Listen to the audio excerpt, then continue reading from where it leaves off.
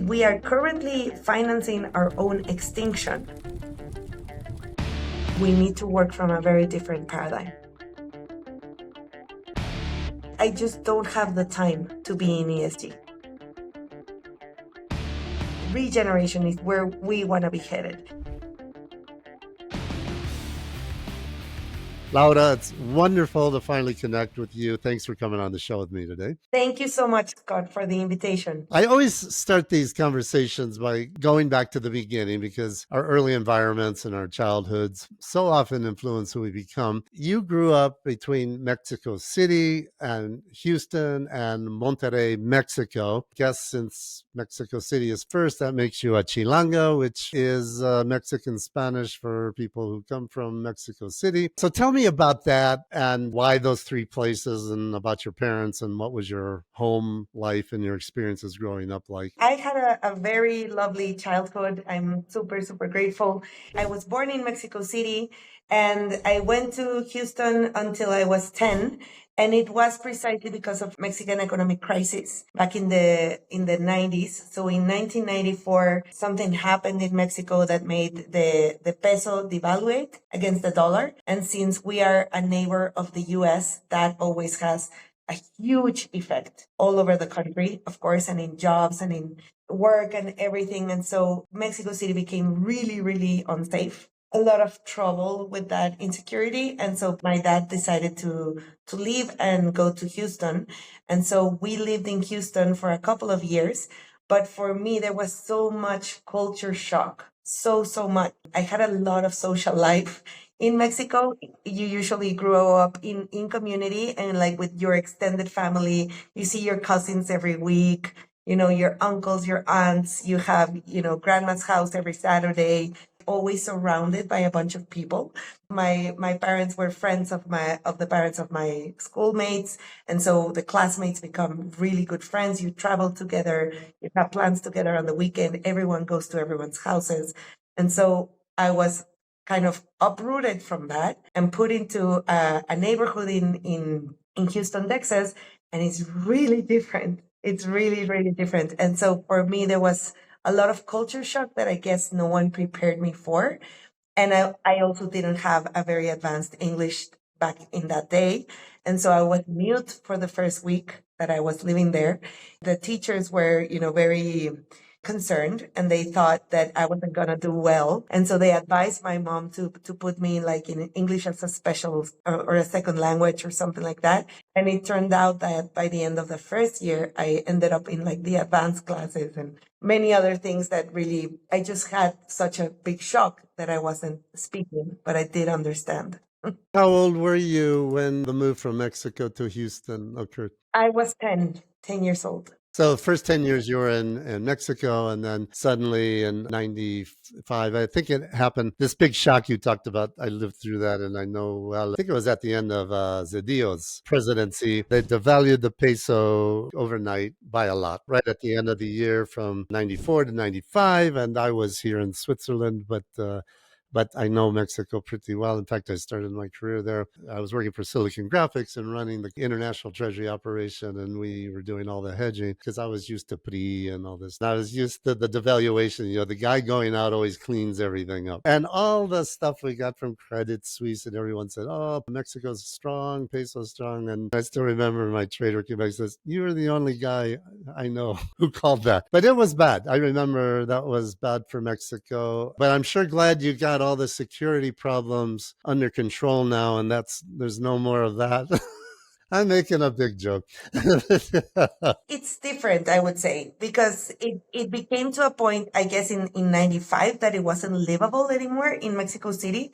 And I guess even though there are still a lot of insecurity issues, Mexico City is way better. And I would say way better off than the rest of the country today. And it wasn't the case back then, And I also had a very strong influence from my dad because he's also an entrepreneur. And so he was back in the day very much in the import-export business of Mexico. And that's why the devaluation also hit us too hard. It was, I would say, a learning process for me. And I guess the move to Houston made me, I would say, much more adaptable and flexible. And I did have to kind of opened up so many layers of myself that I didn't knew I had. I started my career in Mexico City, actually working for Kimberly Clark, and that was during the Lopez Portillo years. I lived through 2 and 3 devaluations in the 81, 82 time frame and the nationalization of the banks. Those were very good training years for me because that was my first job, and I learned a lot. I learned a lot about playing defense. What business was your father in? He basically imports really heavy equipment in terms of machinery. It's a kind of clean energy that very few people know about. It takes advantage of the vapors that come out of chemical processes and uses those vapors to power engines. Very clean energy, but back in the day, it was just called cogeneration. Well, Jesus, he should be making a lot of business because Mexico sure needs the power right now because there is no power. My wife works in the global data center business, and they can't build any more data centers until they find power in Mexico. I wanted to ask you something else. You've said that you were educated in a culture that perpetually sought more and valued exponential growth, which you've ended up spending years unlearning. Can you explain that to me? After Houston, we moved back to Mexico, but not in Mexico City, but rather Monterrey. And Monterrey is this really particular place in Mexico and in Latin America because it is most of the times the richest county of Latin America, or the highest GDP per capita for Latin America. And so it is in this huge paradox that we are in such an unequal country, and there's, so much inequality that is hurting so many people and that is causing oppression with so many adverse effects to so many people. But there's really rich people that are doing so well that there's so many layers between suffering and them, and they're having such a good time that they have no urgency of changing, right? And so what usually happens is that it becomes a very competitive environment of making it. And making it usually means making a lot of money and being better off than somebody else. And so that culture of being better off makes you be very competitive and drives your ego to make all your decisions for you. You want to show off that you're better off than you were before or than somebody else. And so it's always like this comparison that keeps us perpetually unsatisfied and never knowing enough. I wouldn't even say that it's a particular thing of Mexico or Monterrey. I would say it is a particular thing of the modern society, right? That values consumption and makes us overconsume and makes us think that overconsumption is part of our freedom. And so I think there's so many paradigms within that. Your grandmother also had a significant impact on you. Can you tell me about that relationship and how that shaped your path? When I was saying that I grew up in Mexico City with family Saturdays every week, it was precisely her house. And so for me, my grandmother is such an important figure in my life and of my essence, because ever since I was born, everyone said I looked like her, like I was her clone. And there were so many of my cousins that didn't look a lot like her, and I certainly did. And I think she really had like a soft spot for me, and she gave me, back in the day they used to wear these hanging pendants, or I don't know how you call it, but like a charm from the Virgin Mary that was engraved by her late husband. And so my grandfather that passed away, then, that I never knew him, and she like gave me that to, I would say, like, I'm not saying I'm any favorite granddaughter, but I'm just saying I felt like a core responsibility to be part of her transcendence. And so we were very, very close, and she was always a storyteller, and she was always a teacher, and she was always with a big, big heart in the metaphorical sense and in the physical sense, because she did have a heart condition that was a problem, that she had a big, really big heart. But in all of her essence and in all of her being, she really had the biggest heart I've ever known. She was homeschooled, and she was homeschooled during war times in Mexico, during the revolution and after the revolution, in the Guerra Cristera, which is a very unknown war within Mexican history. But basically, she was homeschooled, and she devoured her library. all of those years. And so she did have a very important education, but not a formal one. And so when she had 9 kids and she had to support 9 kids with her husband, she became, she entered one of those private schools that gave her scholarships for her kids, for her children. But she entered as a service person, doing the cleaning, the transportation, like anything that she could do to work. And she started climbing precisely because they saw how much she knew. And so she started going to the laboratory, the chemistry and the biology and all of the laboratory. And she was so good that they made her a teacher. But since she didn't have the formal education, she had to enter in a, I would say, lower level in terms of hierarchy within the school, precisely because she didn't have any diploma to show for that she could be a good teacher. But she ended up being a very good teacher. And I think she's a good teacher, or she was a good teacher, because she's a storyteller. And she not only concerns herself with like how much just to teach, but rather how much you absorb as you're learning. And so her responsibility didn't stop with what she did.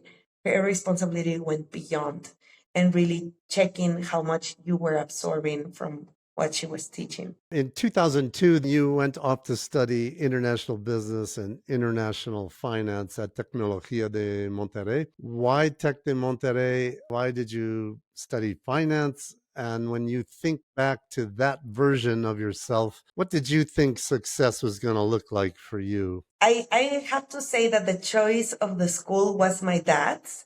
I didn't want the Tec de Monterrey. I wanted another one that was known for being like a very humanist university called UDEM, who was like the competition of Tech.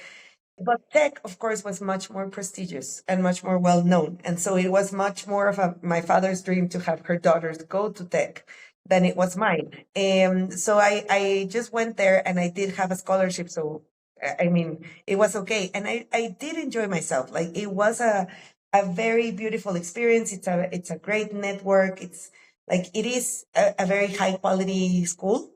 And what I really liked about the choice of what I studied is that international business back in those days and back in Tec de Monterrey was literally, I always say it's like a tourism of all the other majors, because we did have classes with the economics people, with the finance people, with the communications people, with the marketing people, with the law people, so we really came out from our college or our university having an integral knowledge.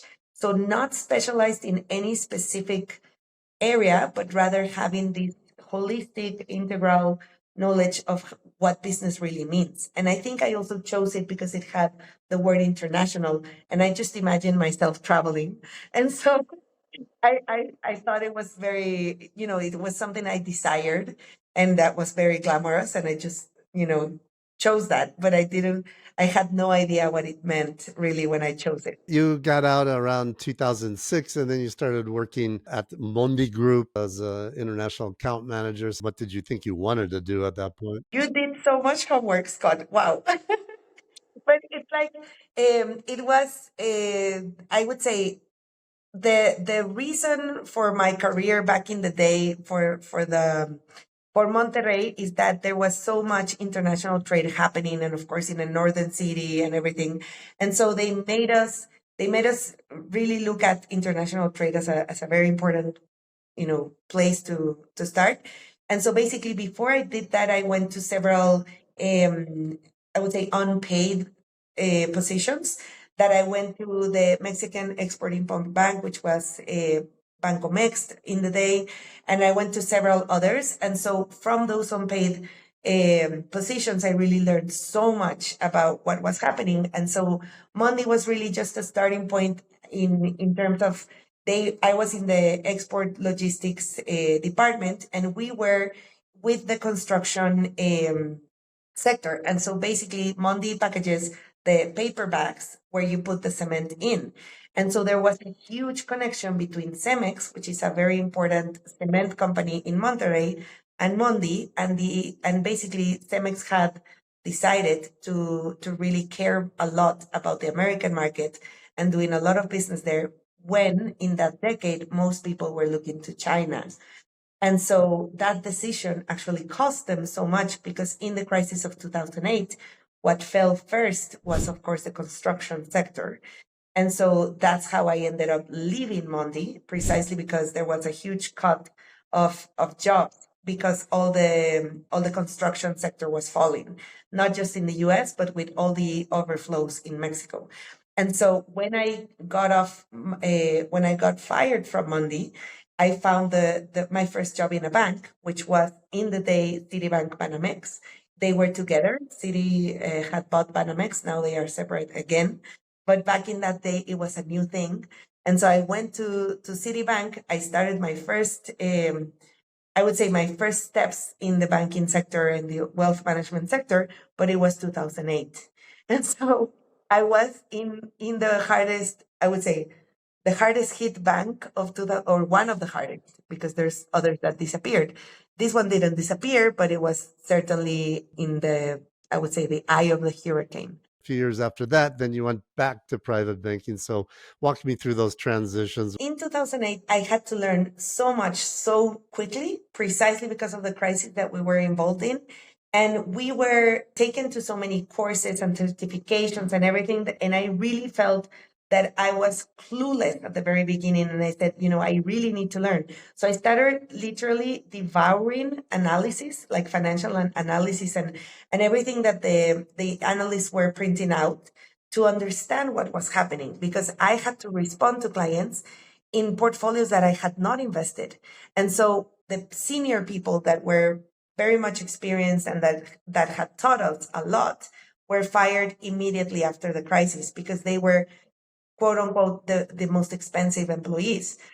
And we, as the juniors, received all of those client portfolios and all of that responsibility overnight. And so we literally had the responsibility of facing up to clients that had massive losses, millions of losses, and we had no idea what was going on in their portfolios and what was going to unfold. So I really had to learn so much and had the analysts, by my side. And so I ended up marrying one of them, who is still my husband.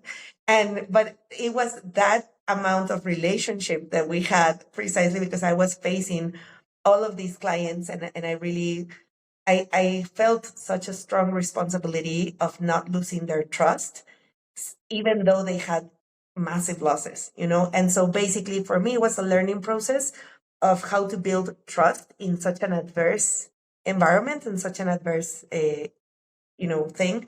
And so basically what happened is that when I started, there's this ranking for bankers. And so it's a national ranking. And so they're always, every week, they're comparing you against the rest of the bankers to see who's making the most. And so that ranking really becomes obsessive. And so I started doing really well. And in our area in Monterrey, I started to kind of shine a little bit because I was very, very young and just starting, and I was doing so well. And so many banks approached me. And they wanted, of course, to poach me and for me to bring my clients to their bank. And so for me, that felt really unfaithful in terms of Citi was the one that had paid for my banking education and gave me everything. And so I didn't want to betray that. And I felt very conscious about that because in Mexico, it becomes a lot like family, like your work friends really become your friends. And so I didn't want to betray them at all.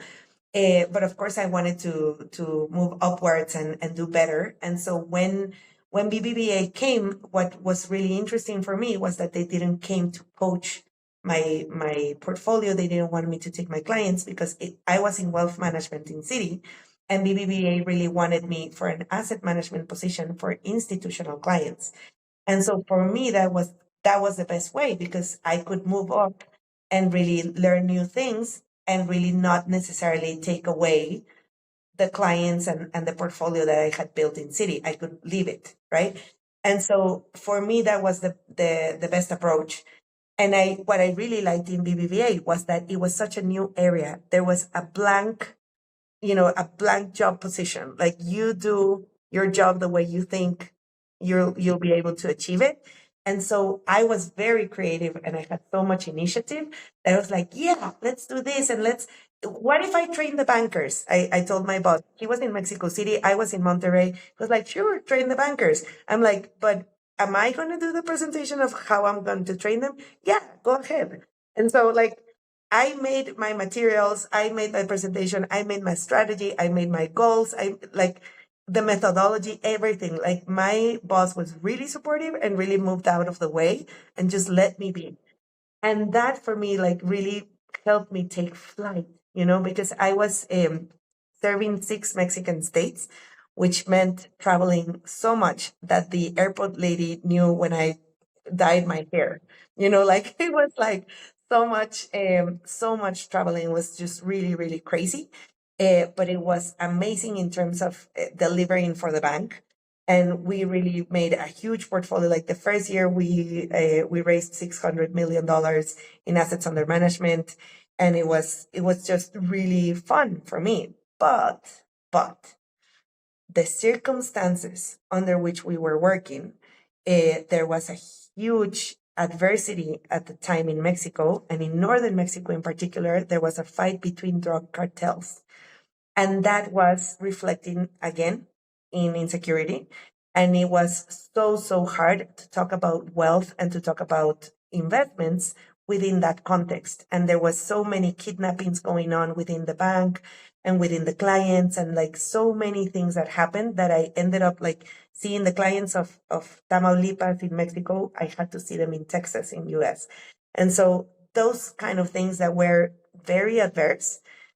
And so when my husband asked me to move to Mexico City with him, I said yes, like, no questions asked. And so we got married. We went to Mexico City, and I had to leave the institutional clients, and I went back to wealth management, but now in Mexico City. Then you went back to private banking at the same bank, yeah? Exactly. It's 2014. You're 29 years old. By all external measures, you were successful. You were outperforming everyone around you. And then you had a panic attack. So take me to that moment. What happened? There were several, I would think, ethical dilemmas that I was having. But I also was so obsessed with the bankers ranking and about the bonus and everything that I was becoming less myself and more of I don't want to use a bad word, but like a jerk, because I was no longer treating other people like when you're the banker and you're the one facing the client, you usually have a lot of back office staff. And so I was rude to the back office staff, and I was regretting that every day. And I was like, but I had so much pressure because the bank wants you to make money for them, but the client is trusting you to make money for them. And so it is a dilemma. Every single day, it is a dilemma. Like, am I doing this on behalf of my client, or am I doing this on behalf of the bank?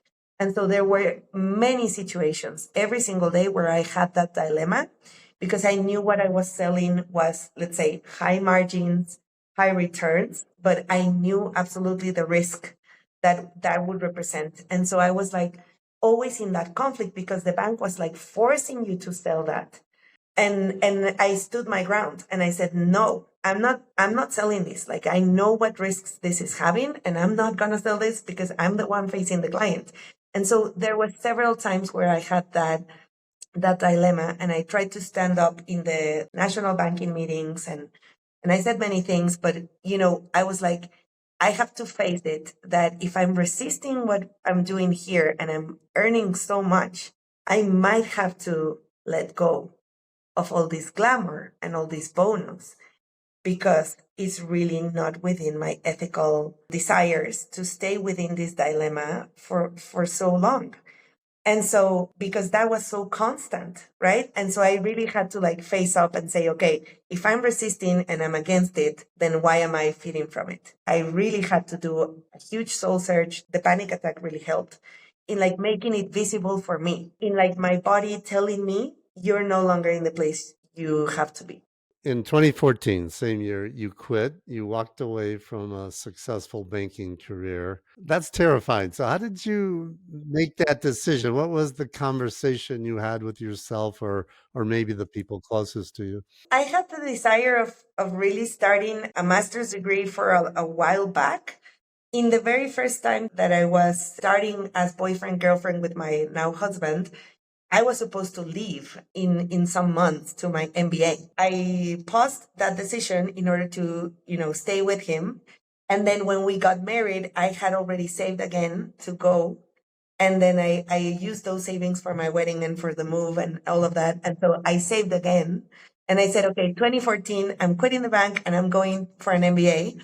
But when I read the curriculum of the MBA, it didn't fill me. It wasn't what I wanted to study. What I wanted to study was precisely because I had such an immense curiosity of what was going on in finance outside the banks, right? So I really wanted to study private capital. I really wanted to know what ethical banking meant.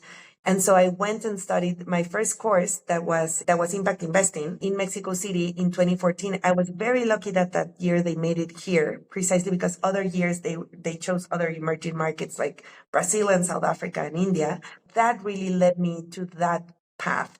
And so I never studied my MBA precisely because I used all my savings to study different courses like the one in Oxford Impact Investing Program, the investment manager training, like several others that really gave me such a wider look and much more practical network in terms of impact investing and climate finance. And so for me, this has been the longest MBA ever because I'm still learning. Like I never stopped learning, but I did have some formal trainings and teachers, but also with the networking and with working in it, you learn so much more, right? What did you discover about yourself and about the financial system at that point in time? I discovered about myself that I really wanted to be a bridge, a connector, and that I wanted to have the freedom and the peace of never having that ethical dilemma that I mentioned from the bank ever again. So I really wanted to be on board with whatever I was selling. Like I know I'm good at sales,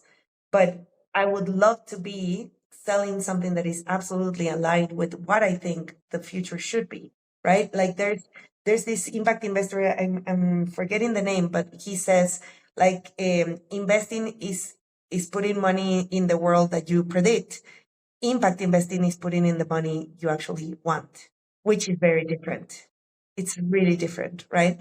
And so that is what really changed me. And I think there's several things that I discovered. I discovered that there's a version of impact investing that really emanated from venture capital that is very much expressed in the American way of impact investing.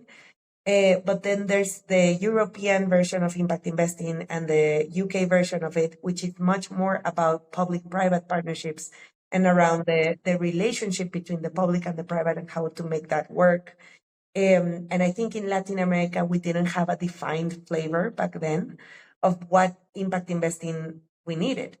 And so that is why I kind of saw I would say the contrasts between versions of impact investing that were different. And I was really looking for a clear direction because I think, get very excited about impact investing at first, but then I did get a little bit of disillusion when I saw several cases of impact investing and really not going into the exploration of the causalities. It's like that bishop from Brazil. He said, when I feed the poor, I'm called a saint. But when I ask why the people have no food, I'm called a communist. Those kind of questionings, right? About like, it's no longer about teaching the people how to fish. It's about asking like, who's poisoning the lake? Who's taking away their canoes? Why aren't they able to fish if they were able to fish 10 years ago? And so those kind of questions and the liberty and the freedom to be able to explore that deeply, I think is what I've been doing. So then in 2014, you went through this period of self learning and introspection. And at that same time, you founded SVX Mexico with your own savings and some help from SVX Canada. Impact investing wasn't a thing in Mexico in 2014. So take me back to that founding moment. What was the plan? How did you even explain what you were trying to do? I've always been a teacher. And so I started always with education. I said, okay, if we educate the investors, I had this hypothesis that there would be more impact investments in Mexico. I think I'm very visual and I use a lot of PowerPoints and I love building the PowerPoints to have an effect. I always use like this triangle of like I cannot say a new concept for you if I don't name drop somebody, with the story and then with the example. And so every single concept that you mention, you find the anecdotal storytelling that backs it up and then the example, the reality check of that example, so that people connect and say, oh, this could actually be possible. This is actually real. And so when I say name drop, like you need the story about the Rockefellers, you need the story about Liesel Pritzker, you need the story of those people that have changed and that are really, I would say, pioneers. And their stories really helped me because when I was teaching, I always use stories to connect the concept to reality. And so I guess that's how I started. And also there was huge partners and pioneers already in impact in Mexico. There was Rodrigo Villar from New Ventures. There was, of course, Promotora Social Mexico, who were the pioneers, I would say even in Mexico and Latin America. And so it was very small impact investing, but it was happening a little bit. And so from that, I guess, and partnering with the Private Capital Association, MXCAP, and several others, that's how I got started. And the courses really, like, they were fully booked. They were always sold out. Explain what SVX Canada is. Is SVX an overall larger platform? Who are they? How did they help you? Yes. So first of all, I would say they are master connectors and they are radical collaborators. They are so collaborative and so openly and transparently collaborative that we're still partners to this day. It's very different to do business with the Canadians than it is to do with Americans. With the Canadians, we've been partners for 11 years and all it took was an MOU of like 1.5 pages. And in the US, it's like they give you this big terms and commitments and like lawyers and like it's really different. And so basically SVX in Canada, the actual acronym started at the very beginning because of social venture connection or social venture exchange. That was the origin. And they were incubated within the Toronto Stock Exchange, so they did have a financial intermediary background, plus the Mars Center for Impact Investing. And so there were two really large institutions and really important in Canada that were the driving forces behind the background for building or the backbone for building impact investing in Canada. And so they were based in Toronto. And the Mars Center for Impact Investing was beautiful. It was like huge and it was like in the heart of Toronto. And you had like, like universities, government. And within the Mars Center for Impact Investing, there was the incubators, the funds, the clean energy funds, and like the B Corporation for Canada started in the same office as SVX. And they had an auditorium at the bottom and they celebrated the Social Finance Forum. There were so many things that they were doing. And I would say SVX was like the master connector of the investor network. And so they were serving I would say the creation of the impact investing movement in Canada with like a network of investors that covered from the angel investor, the funds, the wealth managers, the banks, the family offices and the foundations, and even corporates, and the investment readiness for the entrepreneurs. And so they were, I would say, connectors, right? And so back then they were a non-profit broker dealer, which is a very special treatment, because you have the tax incentive as well as the compliance of the financial system. So it is hard to navigate that combination. And so what they did is they taught me their know-how and they introduced me to a lot of their know-who, like who is who in terms of impact investing in Canada. And that really helped me. But they were never our owners and they never, they didn't give us investment. They just shared knowledge. And so that partnership was very beneficial because we started as a for-profit company in Mexico, a consulting firm, We had to charge for everything we did because we had no government support. They always had the government support in Canada, and they still do. And so they can still be a nonprofit. And so we don't have that luxury in Mexico because we don't have that many donations in Mexico. Like Mexican philanthropy has really diminished to its minimum expression, precisely because of the loss of fiscal incentives. There's no fiscal incentive now. And so basically, in Mexico, we had to do everything profitably from day one. And so it's a huge contrast. So SVX is a not-for-profit created in Canada. There's no others, right? There's no SVX of France or something like that. This is a North American thing. They started it, the SVX in Canada, then they started an SVX in US because there was a special, so the SVX US is in California precisely because the financial intermediary laws in California reflect the ones in Ontario. And so there was actually a province to government partnership. The California government and the Ontario province had a partnership precisely to be very much alike. And it was precisely when the crowdfunding laws were passed in the Obama administration. There has been a lot of intents or tries to do an impact investing platform that actually works globally. And there's a huge discussion about that. There's even an article written that says Requiem for an impact investing platform that like calls in all together all the cases, the multiple cases that there has been in the US and everywhere else. And basically SVX Canada has been the one that has, I would say, the longest standing. But the SVX US is still in a very minimal expression.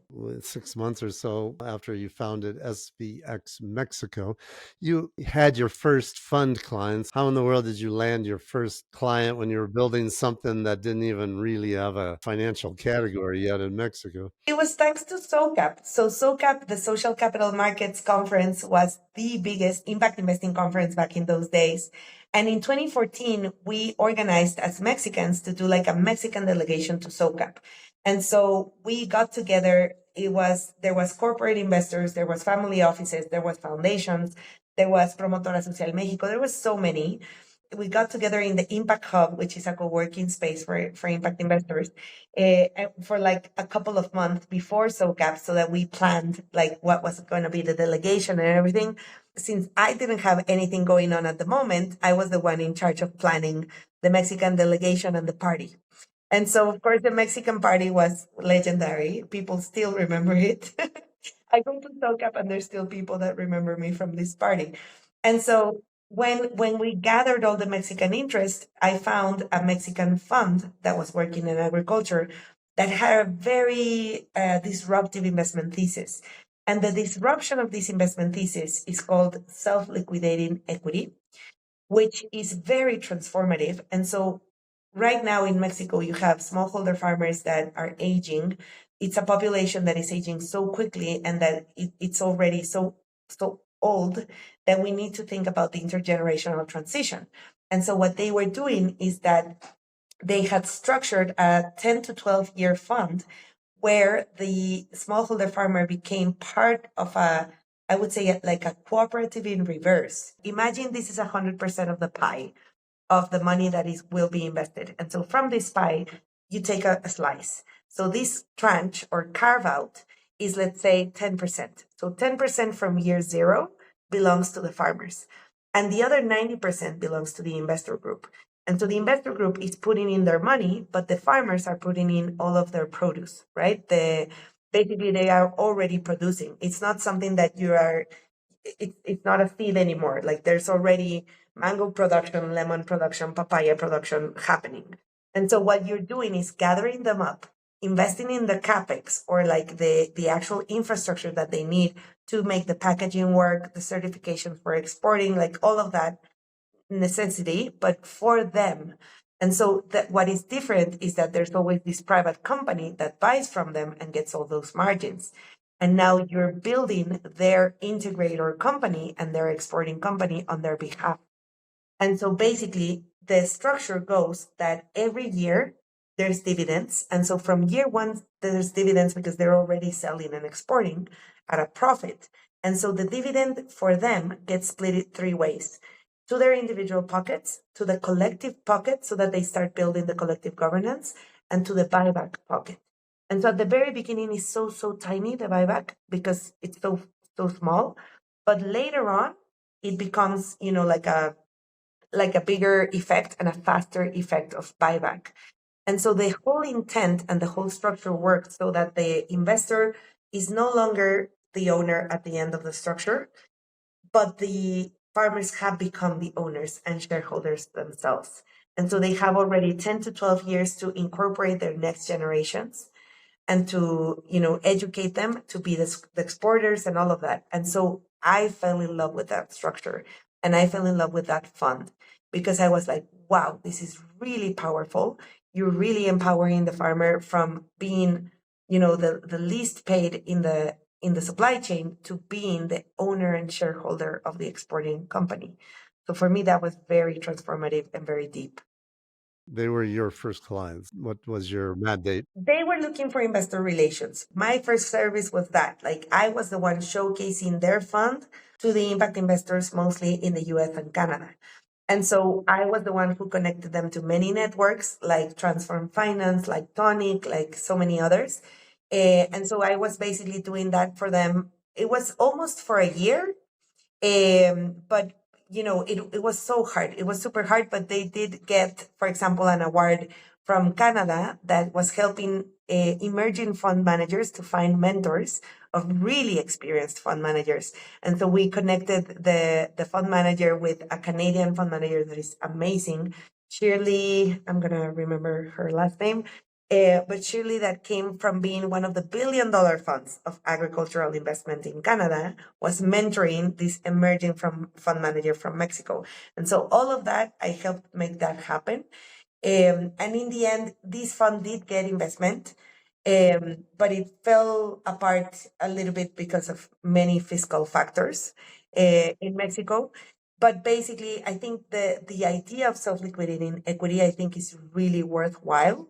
And many producers in several parts of rural Mexico did get empowered and are now shareholders of an exporting company thanks to that fund. So now fast forward to today. Give me a high level overview of SVX Mexico as it exists now. How has it evolved into a regional ecosystem builder? And walk me through your main activities and your team size and geographic footprint. Now, we really went into the direction of climate finance a couple of years after we started, precisely because we wanted that clarity of direction. And since, the SDGs, the Sustainable Development Goals, cover so much, and there's already so many people that are doing amazing work in the clean energy transition, in education, in health, and microfinance, those were I would say, the four topics that were the best understood back then. Microfinance was already really well spread out. Education, health, and clean energy didn't need us. Like, it was, what those sectors that are, they already know what they're doing, and like people already understand it, and they're already getting funding. What wasn't getting funded and was completely new to everyone was biodiversity as an investment case and nature-based solutions. That was completely new. People had no idea about that. No one was investing in it, even though we, as Latin America, are the continent that is the most biodiverse continent in the world. And we are at least 35% of biodiversity in the world, and we're not tapping into our essence, essentially. And so when I was thinking and really figuring out, like, where are we going to be headed, I said, okay, what is our essence and what is the flavor of impact investing that needs to be developed here? So not necessarily just importing models from other places, but rather, what are we exporting? What are we telling the world? And so that is when I found regeneration. And I found the concept of regeneration and the concept of regenerative agriculture. And I would say, for me, I have discovered so much, and I've had to put my hands in the soil for real. And now I have soil in my hands most days. And now, like, I always say, like, some people work from the desk, some people work from the soil. I think I'm a hybrid, because I need to learn so much from the farmers and from the soil itself. And so I started learning from a lot of biodiversity NGOs that had, I would say, they were in the transition of paradigms between a conservation paradigm that is very old and that is, I think, outdated. That is about conservation, meaning not touching the nature. Nature is off limits and move the people away. That is, I would say, the old version of conservation. And the new version of conservation, when we acknowledge that nature is there precisely because of the stewards of nature.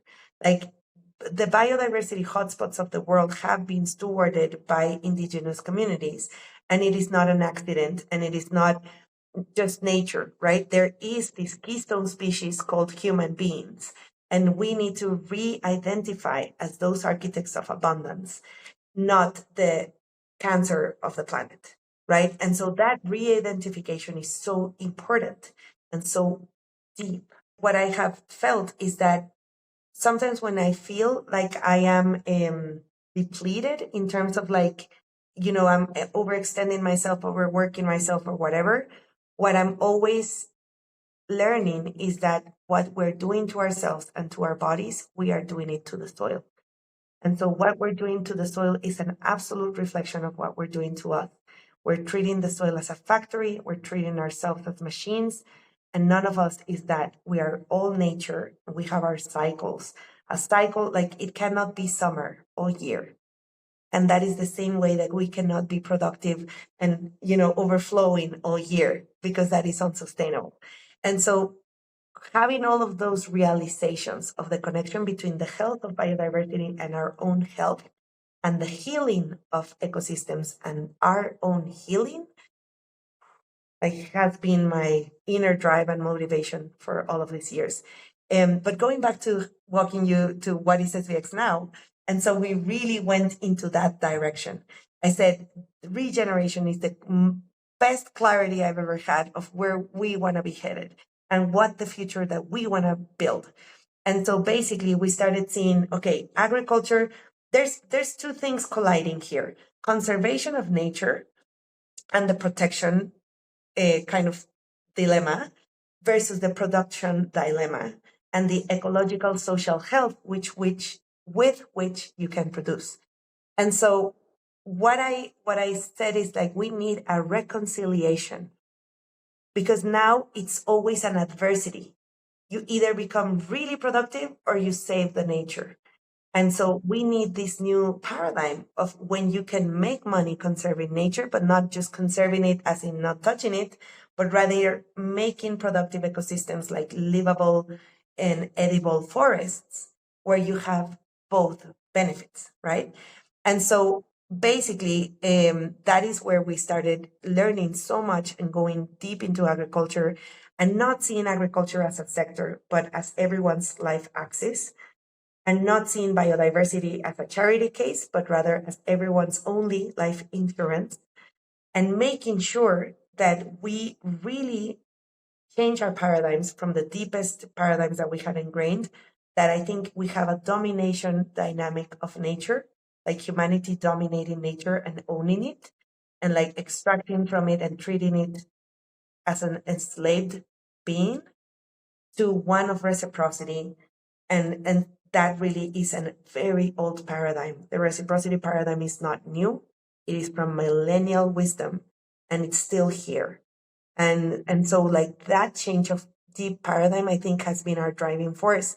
We started with education, investor education, but that really went into advice. And precisely our biggest clients have been international cooperation. So this year we lost more than 70% of our contracts because many of them had USAID support.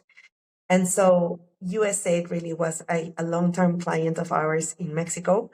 And in Colombia, our biggest client is the Canadian government. And so this is really the biggest collaboration that we've had with Canada, is our common daughter, which is SVX Colombia. And so we always say that SVX Colombia is like our joint venture or our daughter, because the father is SVX Canada and the mother is SVX Colombia. And we really make a huge synergy, because they are the ones who have had the relationship and trust of the Canadian government for so long. And we're the ones who have, let's say, the Spanish-speaking, locally rooted experience. And so that is how we helped the ecosystem movement in in SVX Colombia. And so basically now we have been working mostly Mexico and Colombia, but we have also worked along all Latin America with this thesis of nature finance, nature-based solutions, regenerative investments, blended finance, and gender lens. So those are really our key themes, I would say, that are absolutely common between the work that we do in Mexico and in Colombia. And there's, I would say, two projects that unite us a lot. One is that it's called the NAR Consortium. You can look it up as regenerativo.org. And so the regenerativo.org is the mapping of what is going on in regenerative agriculture throughout Latin America and how do we bring investment to that thesis. And so that's the second one, which is the Latin American Regenerative Investment Summit, or LARIS, which is this event that brings together those communities, the impact investors, the climate finance people, the regenerators, and we come all together and we hug each other. Regeneration is your focus, but SVX Mexico is advisory and education type organization. Yes, and our team in Mexico this year, we were 10 people. We're now having to reduce precisely because of all the losses of contract that we've had, which has been massive, really, really bad. And in Colombia, we're now 4 people, almost 4.5. They are doing today an event precisely with the Impact Investing Alliance there in Colombia. And it's been 3 years that we've had the mandate of the Canadian government over there, and we are renewing that. And the other team, which is Regenerative Ventures, we are 5 people. And so Regenerative Ventures is our first fund. We're the pioneer fund that invests in the regenerative transition for rural Mexico, not only in agriculture, but also forestry, aquaculture, fisheries, ecosystem service monetization, such as carbon, biodiversity, water, basically nature-based solutions in a nutshell. You created something called the holistic impact investment spectrum. Frameworks like this can often help us cut through the noise. Explain this spectrum to me. You know, there's always been the use of this spectrum in impact investing where one side takes you to maximum impact and it's called philanthropy, and one side takes you to maximum return and it's called traditional investment. And there's all these in-betweens, that is the responsible investment, the sustainable investment, the thematic investment, the impact first investment. Like I always say, like 50 shades of investment or 50 shades of impact, right? That is in between, like the ESG and all of that.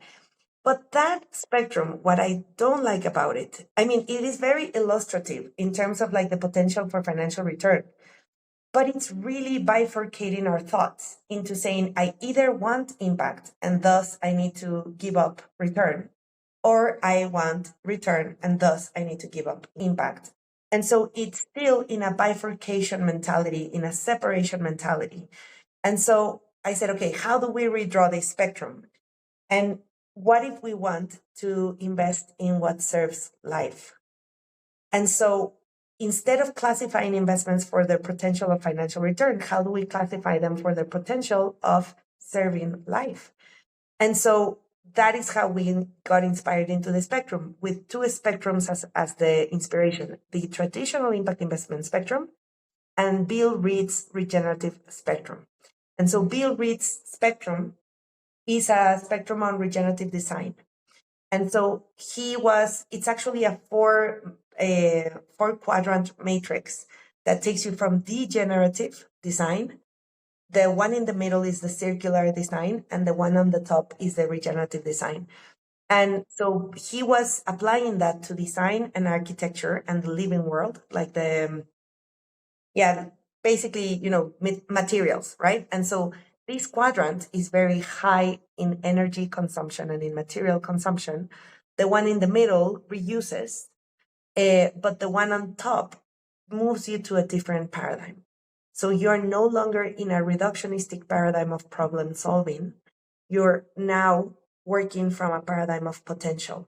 Instead of seeing, Mexico as, these many problems, the safety and the inequality and the poverty and the like a collection of problems, you actually see Mexico as a potential paradise.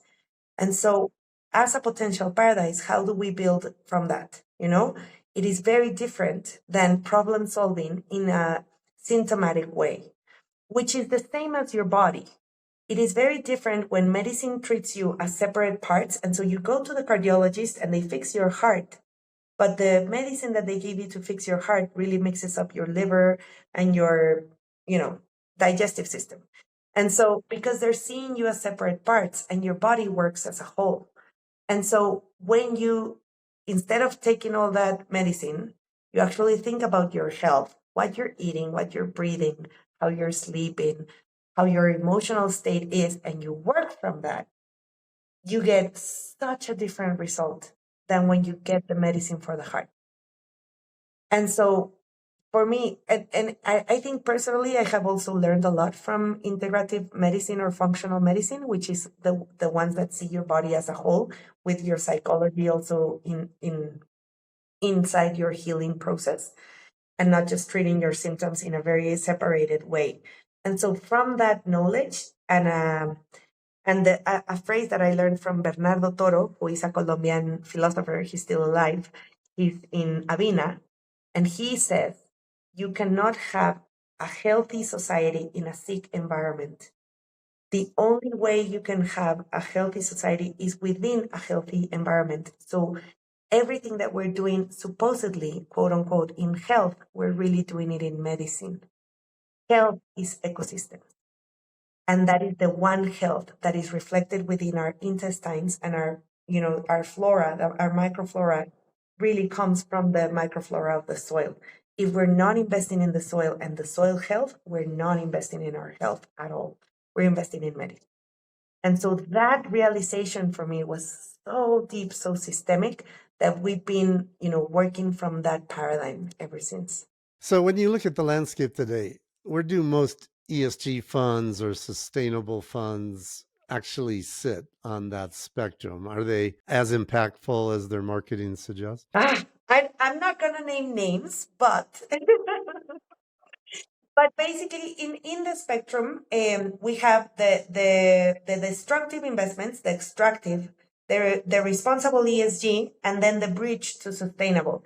From the bridge to the right, everything I call impact, because even the sustainable bridge is impactful enough.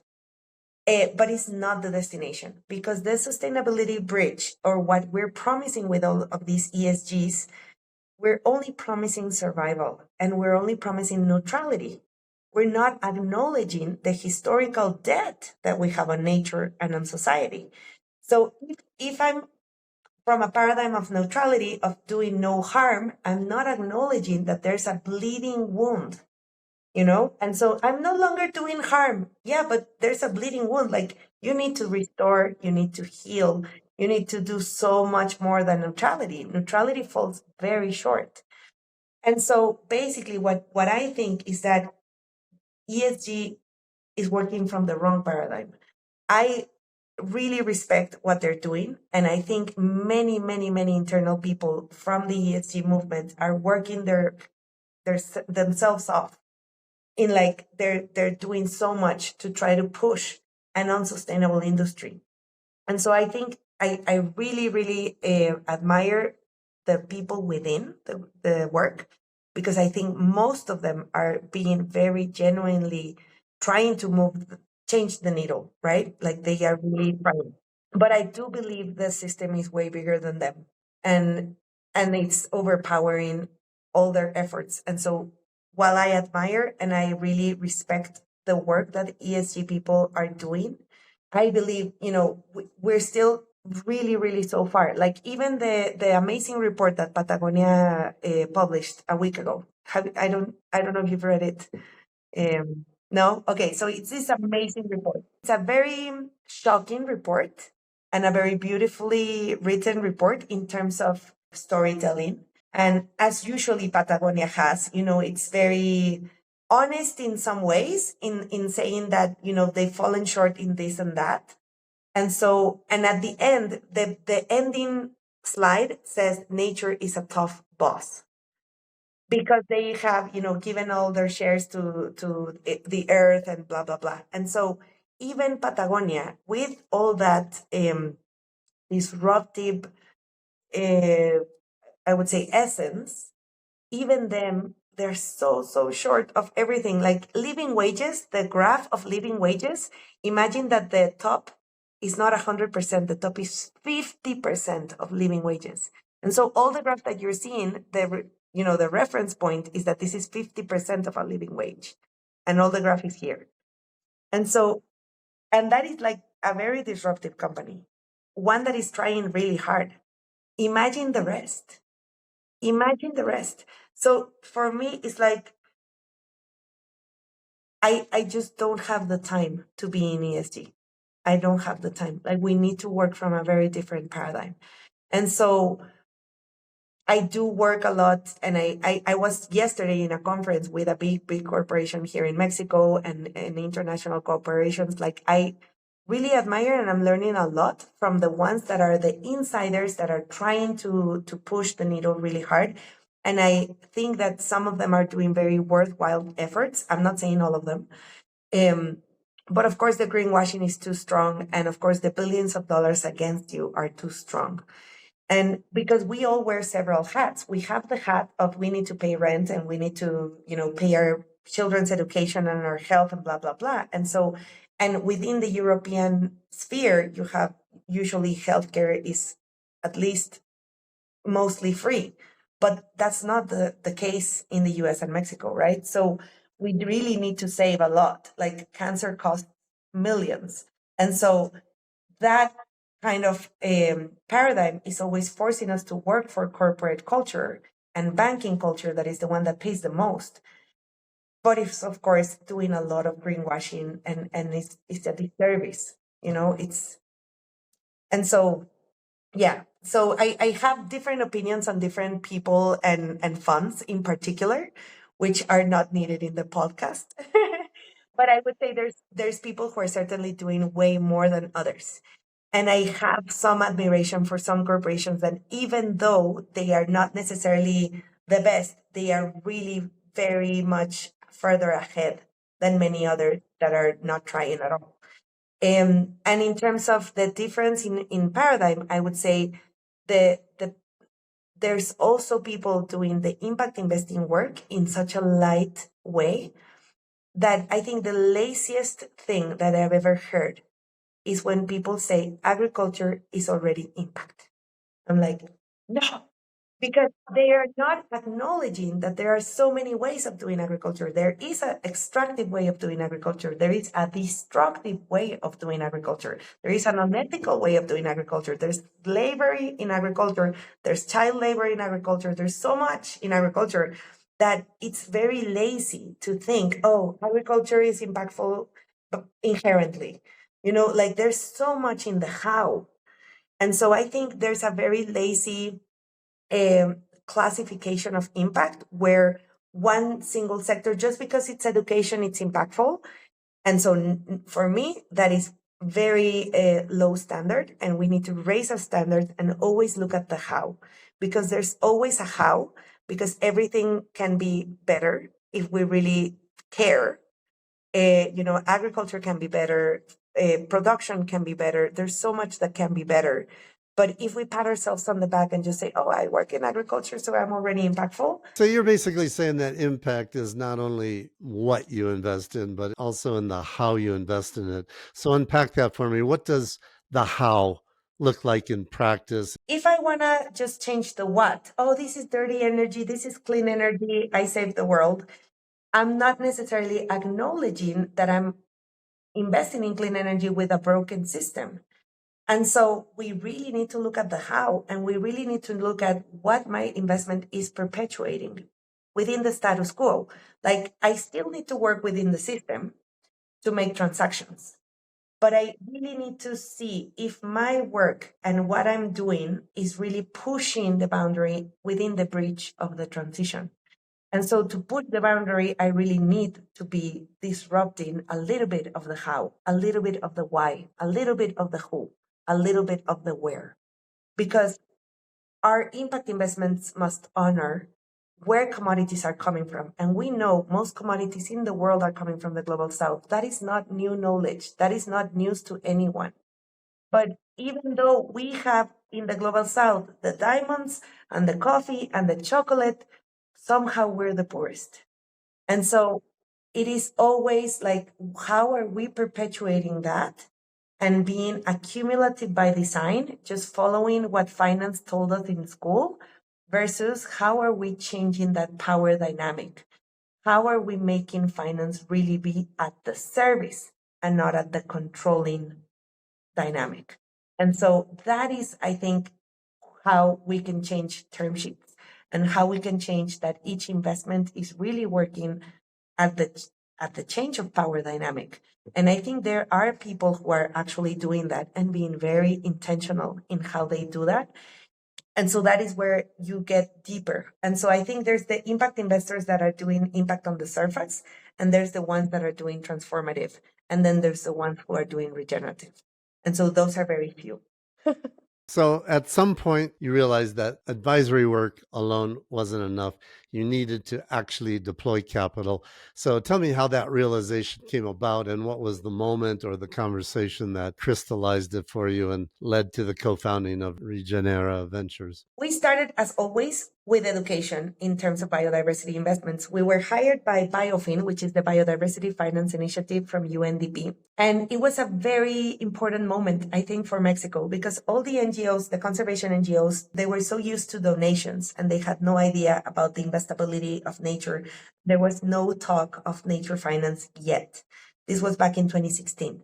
And 2017.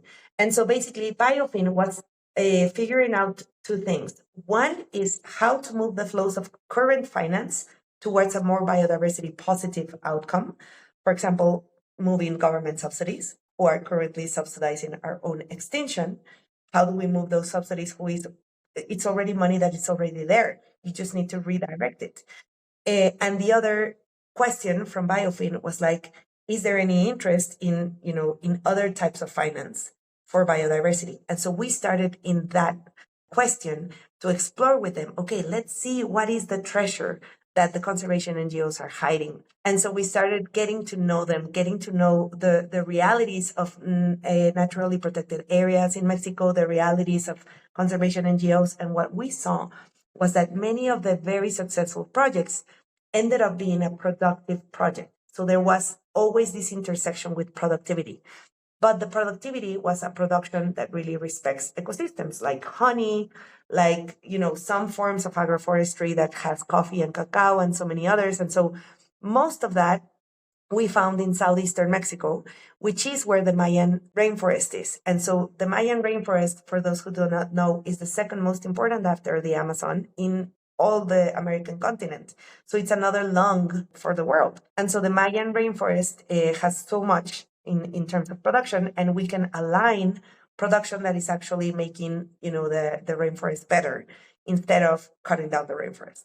We started finding those, mapping them, and then we started seeing that, but there were no investors to catch it. It's such an immense opportunity and such an incredible opportunity, but who is actually doing this? And so what we had to do was step up from teaching to actually doing, because we needed to move away from the theory and start to do in the practice and have the liability of investments. And so we started gathering a community of impact investors that really cared and wanted to learn about nature-based solutions. We did 3 investor learning journeys that were so fun, because really it's doing capacity building backwards, because you're capacity building investors and you're changing investors instead of changing the smallholder farmers. And so the investors come to learn from the smallholder farmers and really get back and change their investment thesis. It's very systemic in impact. It was about 2 years ago, you co-founded Regenerative Ventures. I think you actually say Regenerative Ventures. It's a Spanish word. For English speakers, it looks like Regenerative Ventures. But I heard you say it's Regenera, right? Regenera, right. This belonged within a project that we were doing with support from USAID. So basically, USAID have hired us many times, but this was back in 2020 when everything was online and everything. And so we did a co-creation exercise with USAID inviting so many of the conservation NGOs and the impact investing people and everything. And so we co-created and co-designed for a whole week online. And so we were chosen, SVX with Conservation International, to be the receptors of this program. And so it was intended to be a 5-year program that ended early, that came up to be 4 years. But anyway, like that program was called the Sustainable Landscape Ventures. And so we had a landscape manager from Conservation International in each particular place that were the ones connecting us and let's say our foot on the ground to see what organizations we could check, you know? And so we checked over 80 organizations. We chose around 44 that were supported and were connected and were introduced to investors, had an impact investing program, a marketing program from Minka Dev, which is an amazing organization. And we even connected for like a year with Rainforest Alliance in the program. Rainforest Alliance was helping them in terms of like their practices and their certifications. And basically, we did those learning journeys with the investors, and we brought people from the Inter-American Development Bank, foundations, family offices, banks, like a huge variety of types of investors that wanted to learn. And so we connected over 44 transactions that happened to those companies. At the very beginning, they were very small. So like, $100,000, $200,000. But then they became a little bit bigger. And so basically what we were discovering was that this is investable. They just needed a ticket size that was very far away from what the actual impact investors wanted to give. Like ticket sizes were usually very disconnected. And so that is when we came up with the idea that Regenerative Ventures could be this intermediary vehicle that could absorb the institutional tickets and really be the one that distributes on the ground. And so that is how Regenerative Ventures was born within that project, and with the experience of seeing all the other transactions that were happening that were mostly debt. And so we started seeing, okay, what the Mexican campesino usually has is really expensive debt available. So how do we make this different? How do we, it's usually, there's this microfinance institution for that, let's say, commodity, let's say coffee, let's say something else. And so it's already a predefined terms of this is for equipment and this is for working capital and everything is predefined. And so when you ask farmers on the ground what they need, they usually have the number in their heads about what they need as the next harvest. Like they are in survival mode and they just want to make it to the next harvest. That is not a growth mentality. That is not, an abundance mindset. We need to really talk to them deeper and say, tell me your best vision. If you had all the money for your real dreams, what would you be using it for? And they came up, with all these, we want to develop the cacao line and we want to do this and we want to be the first organic mango. And, there's so much. And so basically that is where we designed the vehicle to really serve what the farmers' dreams were and what the regenerators really need in Mexico. Because most of what they need is, yes, there's CapEx, there's capital expenditures and assets, but there's also a ton of working capital that nobody's providing. And there's no one providing the growth paradigm and the long-term horizon for them to actually transition or move to a different kind of producing. So that's how Regenerative Ventures was born. What's the fund size you're targeting? What's your current AUM? And how would you articulate your theory of change? We're aiming to be 25 to 30 million in dollars. We know that is a tiny fund compared to the others that are, the nature-based solutions funds that are coming to Mexico are starting, or Latin America, they're starting with a ticket size of 10 million and they're aiming for hundreds of millions. But what we see as a reality check on the ground is that this is where the impactful projects are today. So we need to cultivate them in order for them to become larger and really be impactful at those levels. And so we feel we're very much needed and that we are a very important part of the success of those larger funds. And so basically, our first anchor investor was DFC, the Development Finance Corporation from the U.S. Congress. So the U.S. government signed on those 4 million, committed those 4 million as the first anchor investment. And that really helped us set us off to other institutional investors. And so we got the commitment from the IDB, the Inter-American Development Bank. But what is really interesting of the one in the Inter-American Development Bank is a bigger commitment, a 5.3 million, because they are bringing together money from a mandate from the Green Climate Fund. And so for us, that is such an honor, because the Green Climate Fund is really like the most important climate fund in the world. And of course, it's the hardest to get. We would never be able to get it directly. It is only through the mandate of the IDB that we're able to get it. And so basically, they have been looking for a long time for something that was not just in mitigation, but actually adaptation, climate adaptation and gender lens. And so we were actually the first thing that they financed with that mandate. And so basically, I think this is a very important thing to explain to the audience. So mitigation is the part of climate finance that usually is used to reduce emissions and to change the energy transition. But adaptation is the one that I think really brings out the importance of nature-based solutions. And back in the 2023 COP, the one that was done in Dubai, it was the very first time that the COP acknowledged regenerative agriculture as a cross-cutting solution for both climate mitigation and adaptation.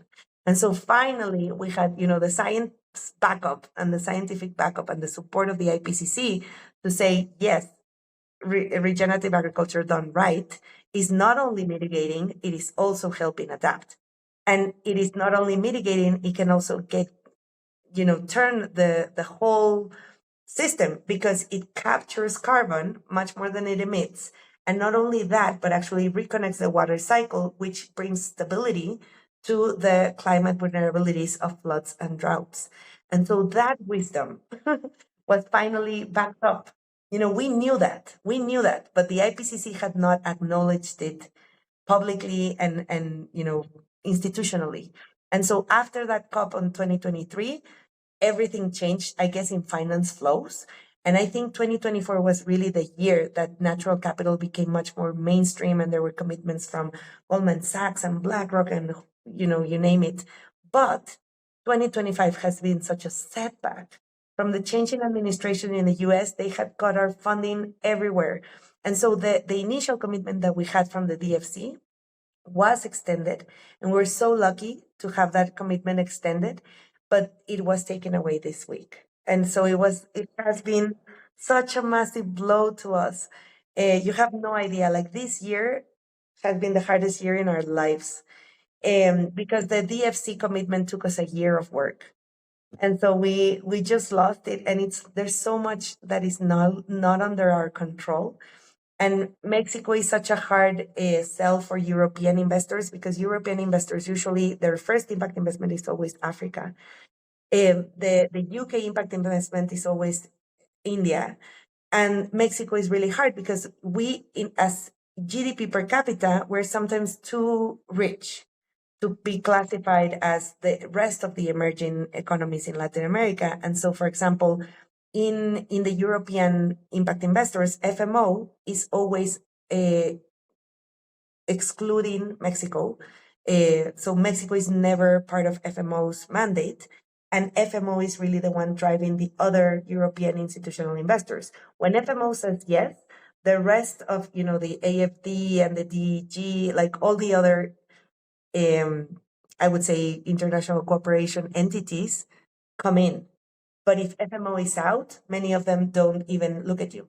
And so we have such a hard time. It's so hard. And this year, the commitments that we've been getting are private commitments, are smaller commitments, and most of them have been from US family offices, one from Mexican family offices, and we're currently in due diligence with several offices that are very much impact first, like those really, really brave impact investors that are going against the current and that are the bravest I've ever seen, and that are really, really intently and intentionally backing up climate and gender in these times that we have the current against us.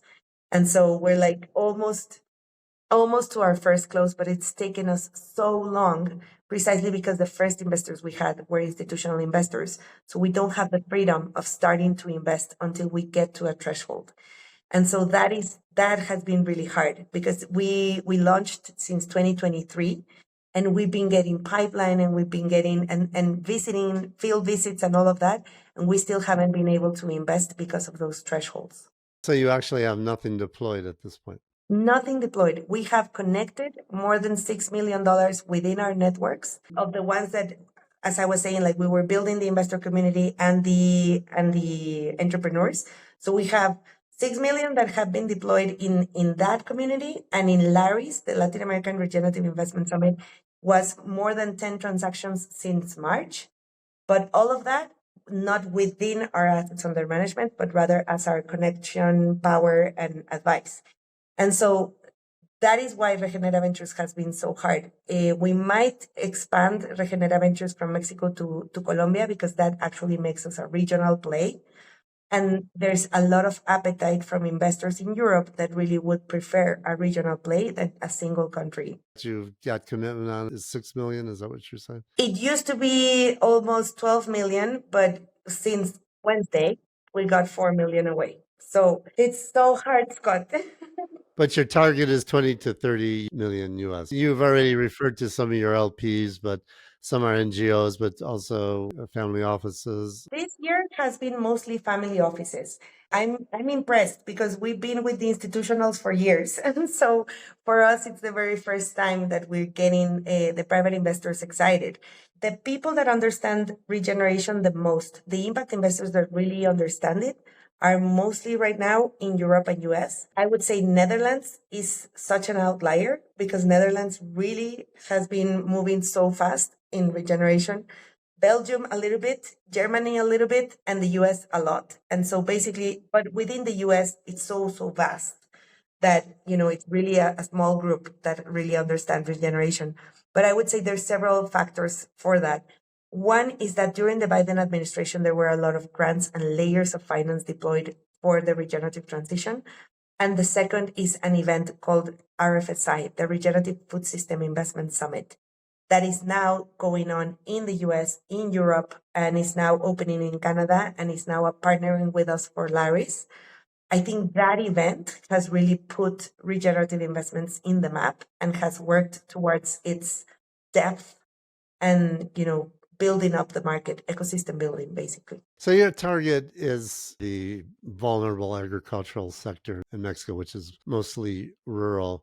What is your target ticket size? The ticket size that we aim to deploy runs from 250,000 to 3 million, precisely because we see that is the ticket size where the needs are actually today, and we can efficiently or effectively deploy. But the ticket size that we're asking from investors starts at 250.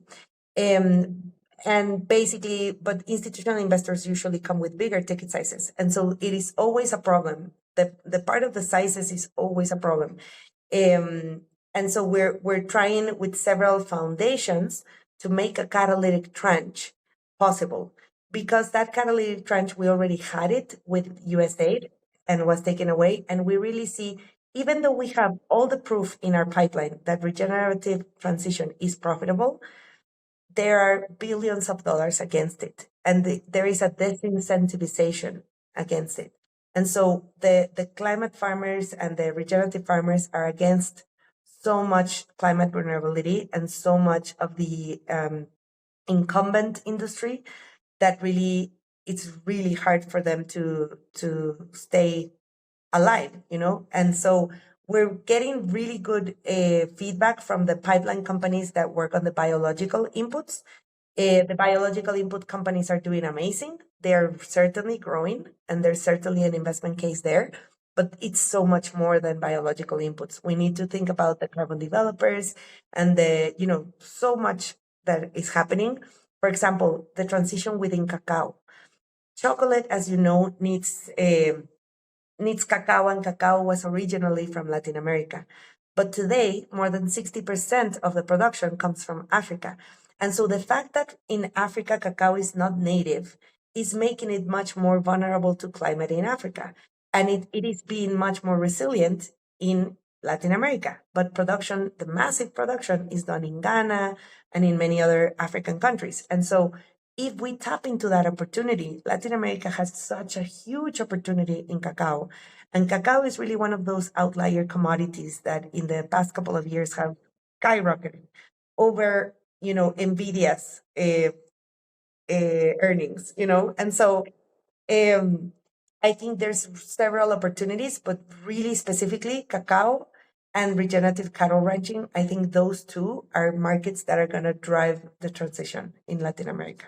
What is your target investment size that you anticipate? It's 250,000 to 3 million. Oh, that is the deployment. That's not just the investor into the fund. No, the deployment to the company will be from 250 to 3 million. So it's a wide margin precisely because we acknowledge that there are several companies that will need follow-on capital, of course. And there are, I would say, the average investment size would be around $1 million. And so it's going to be a portfolio that really diversifies in terms of geography and diversifies in terms of where they stand between the farm to fork transition, precisely because we see also a lot of potential from the market game changers that are the ones who are changing the consumer pattern behaviors and are the ones commercializing regenerative cattle ranching or commercializing, cacao agroforestry systems. And so there's really a huge variety of ticket sizes that you can deploy within that. But most of our pipeline is not in the startup phase, it's actually in the mature phase because commodities have been around for so long and there's already so many companies that are producing and are exporting and have certifications, but that want to transition, to a more biodiverse production. And so the upside is in that transition, even though they are a mature company. Understanding you still haven't deployed anything, but one of the most interesting design choices you've made is the use of redeemable equity as the primary financial instrument. Most early stage funds default to traditional equity stakes or venture capital structures. Why did you reject those models, and how does this redeemable equity actually work in practice? Well, we don't reject those traditional models. We accept that they are absolutely needed. But what we want is also to have that additionality, right? If that is already done, how do we actually provide a longer term time horizon where there's really skin in the game together with the regenerator? Because usually the regenerator is risking everything. Like we've seen many entrepreneurs that have their houses on mortgages to be able to afford, the viability of their company. There's so much that they're putting it at risk. As proof of that skin in the game, we think equity is more aligned in terms of being partners. And so what we are doing is being very flexible in terms of structure and allowing for the alternative structures to be explored by both the entrepreneurs and the investors, precisely because, debt is already the most well known. So how do we bring out, additional value in terms of redeemable equity or self-liquidating equity? The reason behind redeemable equity is also social justice. What we see today in Mexico and Latin America, the usual impact investments that have been going on for decades is if you have this really impactful company, your exit strategy is selling to this corporation, right? So, and that has happened many times. There's always an ethical dilemma to that. There's a big corporation dilemma. There's so much going on. And so it is precisely because the exit strategy is towards a third party. So what if the exit strategy was structured within the structure itself? And the exit strategy is you get your shares back as a founder, or you're buying back your own shares. And so that redeemable equity or self-liquidating equity was inspired by the agricultural fund that I was mentioning from way back in 2015, but we're doing it a bit different. So what we've seen is that, for example, Eco Enterprises Fund, one of the funds that we admire the most in natural capital in Latin America, they've been around for now 4 funds. They have a ton of assets under management and they're super mature. And they actually use a very flexible strategy. They put a little bit of equity, tiny piece of equity, at least 10, at most 10%, and the rest they do it in long-term debt. And so we've learned a lot from what they've been doing and others have been doing in Latin America. And what we think is that we don't want to put the founders in that dilemma of selling out to corporations at the end if they are successful. We want them, if they are successful, we want them to have the opportunity to buy it back and remain, because these are lifetime companies that are usually not the unicorn chasing mentality from Silicon Valley that want to exit and do something else. These are usually very much within the family structure. There are a lot of our entrepreneurs that are a husband and wife. There are a lot of our entrepreneurs that are third generation family stewardship of this land, and so what we want is not to, for private equity to buy up land and buy up Mexico. What we want is for them to have the opportunity to grow, to regenerate, and keep it, because we see that as the only way that regeneration will remain. For regeneration to be permanent, or not permanent, but more longer serving, I would say it has to be intergenerational. And really, there's a phrase from Wendell Berry. He's an American philosopher and farmer that was very much at the heart of the regenerative movement. And one of his phrases says that one needs to be bound to the land, and not bound to the land only in property of the land, but also in work and in family and in love and tradition. And if we cut those ties, and like I own the land and you work in it, you're going to leave, because these conditions are no longer attractive for you. And so for people to remain, for communities to remain, and for agriculture to no longer lose labor because it has lost labor, we need that attachment. And so there are many, many investment theses in regeneration that are really land acquisition strategies. And that has a huge risk, a huge social risk, because if you end up over-concentrating the ownership of rural land in very few hands, you will no longer have a labor force and an enduring produce and an enduring climate resilience or nature. And so, like, I think private equity firms are building up their own risk in that accumulation of land ownership. And so what we're trying to do is being very disruptive, in that we want to invest in the usufruct of the land, not in buying up the land. And so that is why the redeemable structure is so important and profoundly impactful, because it gives the ownership back. And so, we've made our returns, and now it's yours, so that you can keep it and steward it for more generations. What are your target returns based on your business model? They're actually really attractive. We are averaging in our projections from 11 to 19%, which is really attractive. It's still a double-digit return, but it's not a crazy return. We're not over promising, precisely because, agriculture in Mexico is profitable. There is so much to do here, but we acknowledge that the risk and the losses from climate vulnerabilities are really, really high. And so we're not over promising on that. Walk me through an example of this redeemable equity. A company gets an investment from you of, I don't know, a million US equivalent. What happens next? How does the cash flow sharing work, and how does the buyback process work over time? It needs to be a co-creation process with the entrepreneurs, because what mostly happens when it's regular debt is that the very first moment that you're getting the money, there's already a tranche taken away for you to pay back the first interest, and so like the money has not even worked for you yet, and you're already paying cost. So in the very beginning, we need to set up, like in how many tranches there's going to be the investment, the payback terms, all of that, of course, will be set. But what we want is to have a grace period. And the grace period really depends a lot within the maturity phase of the company and the type of company that we're working with, because we have this very holistic investment strategy where we're targeting farm to fork. So it's very different, the payback cycles of a farmer, than the payback cycles of a commercializing company, right? And so we're usually investing in commercializing companies, not necessarily at the farm level, but we really need to understand that cash flow works very differently in those two different cases. And so the grace period will be adjusted depending on what type of cash flow and company we're talking about.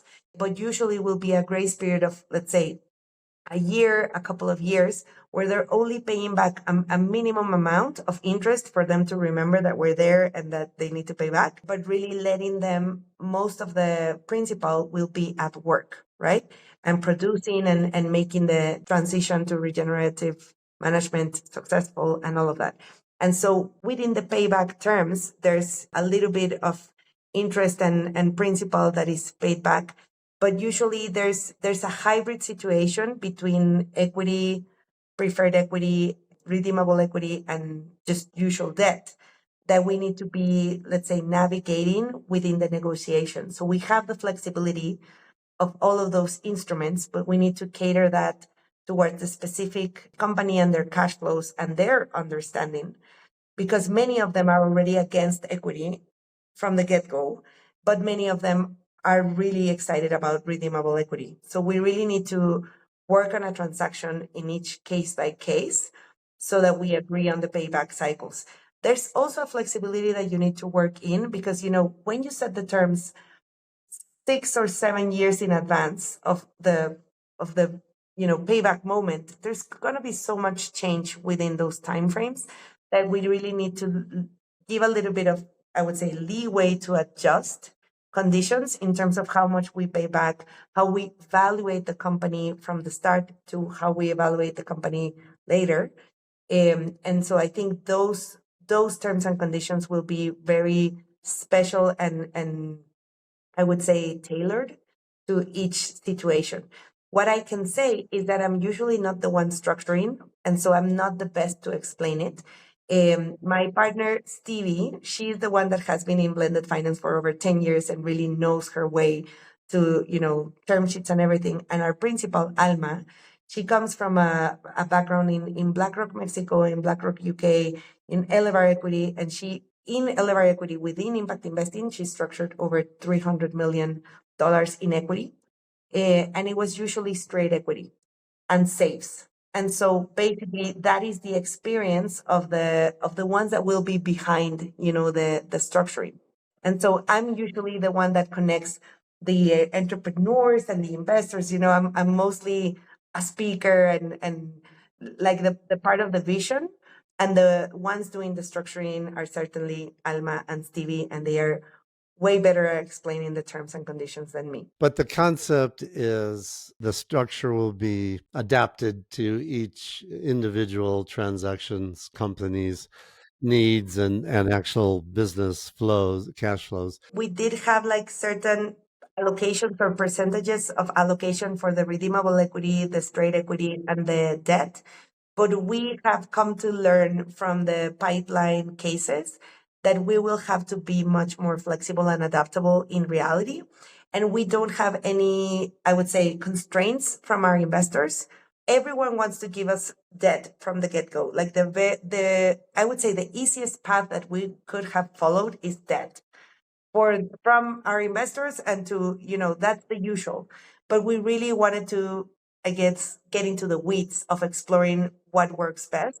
And that is why we went to all this trouble, because we did aim for equity from DFC, equity from IDB, that is way harder to get than if we wanted debt. And so we wanted to respect certain thresholds and percentages of allocation for just equity, precisely to be able to respect like the balance of our portfolio. But we have found that there's no constraints from our investors and that the pipeline really needs that flexibility.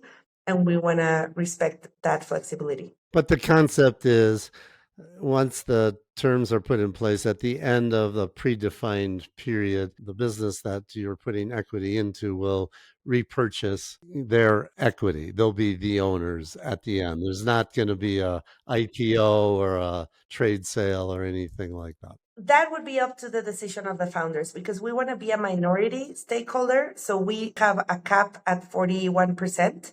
Precisely because we don't want to own the whole business. We believe that we're partnering with the leader and the regenerator that is the right owner. And so we're there to support, we're there to complement, we're there to help in smart money and any other way that we can. But really, we don't want to be the owners or overpowering their decisions. And so if in the end they did change their thinking and they do want to sell, that's completely up to them. But we don't want to force the sale. And we don't want to impose the sale. The $4 million that you lost, is that from DFI? DFC. Yes, Development Finance Corporation from the US government. Because you had commitment for first loss capital that I thought was pretty interesting, but is that part of what went away now? That one went away since the very beginning of the Trump administration at the beginning of the year. The first loss tranche was signed in September of 2024. We thought we were going to get it by December. And in December, the questions started around, but it's Mexico, but it's women, but it's climate. It doesn't sound right.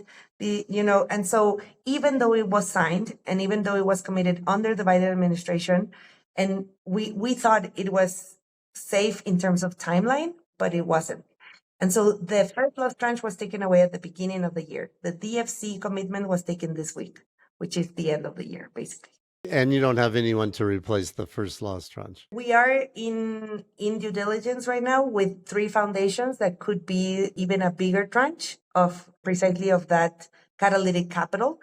We not all of them want to be necessarily a first loss. They have several ideas that could be different, but still act as catalytic capital. And so I would rather say or name it as a first loss because that's what we are aiming to get. But since it's 3 different foundations, there's 3 very different ways of thinking about the catalytic tranche. I'd like an example of an investment, even though it hasn't been completed yet, that demonstrates your thesis, which is that regenerative capital can drive both farmer income and biodiversity conservation through market mechanisms. So there's 2 that I would say help illustrate. One is a biological input producer.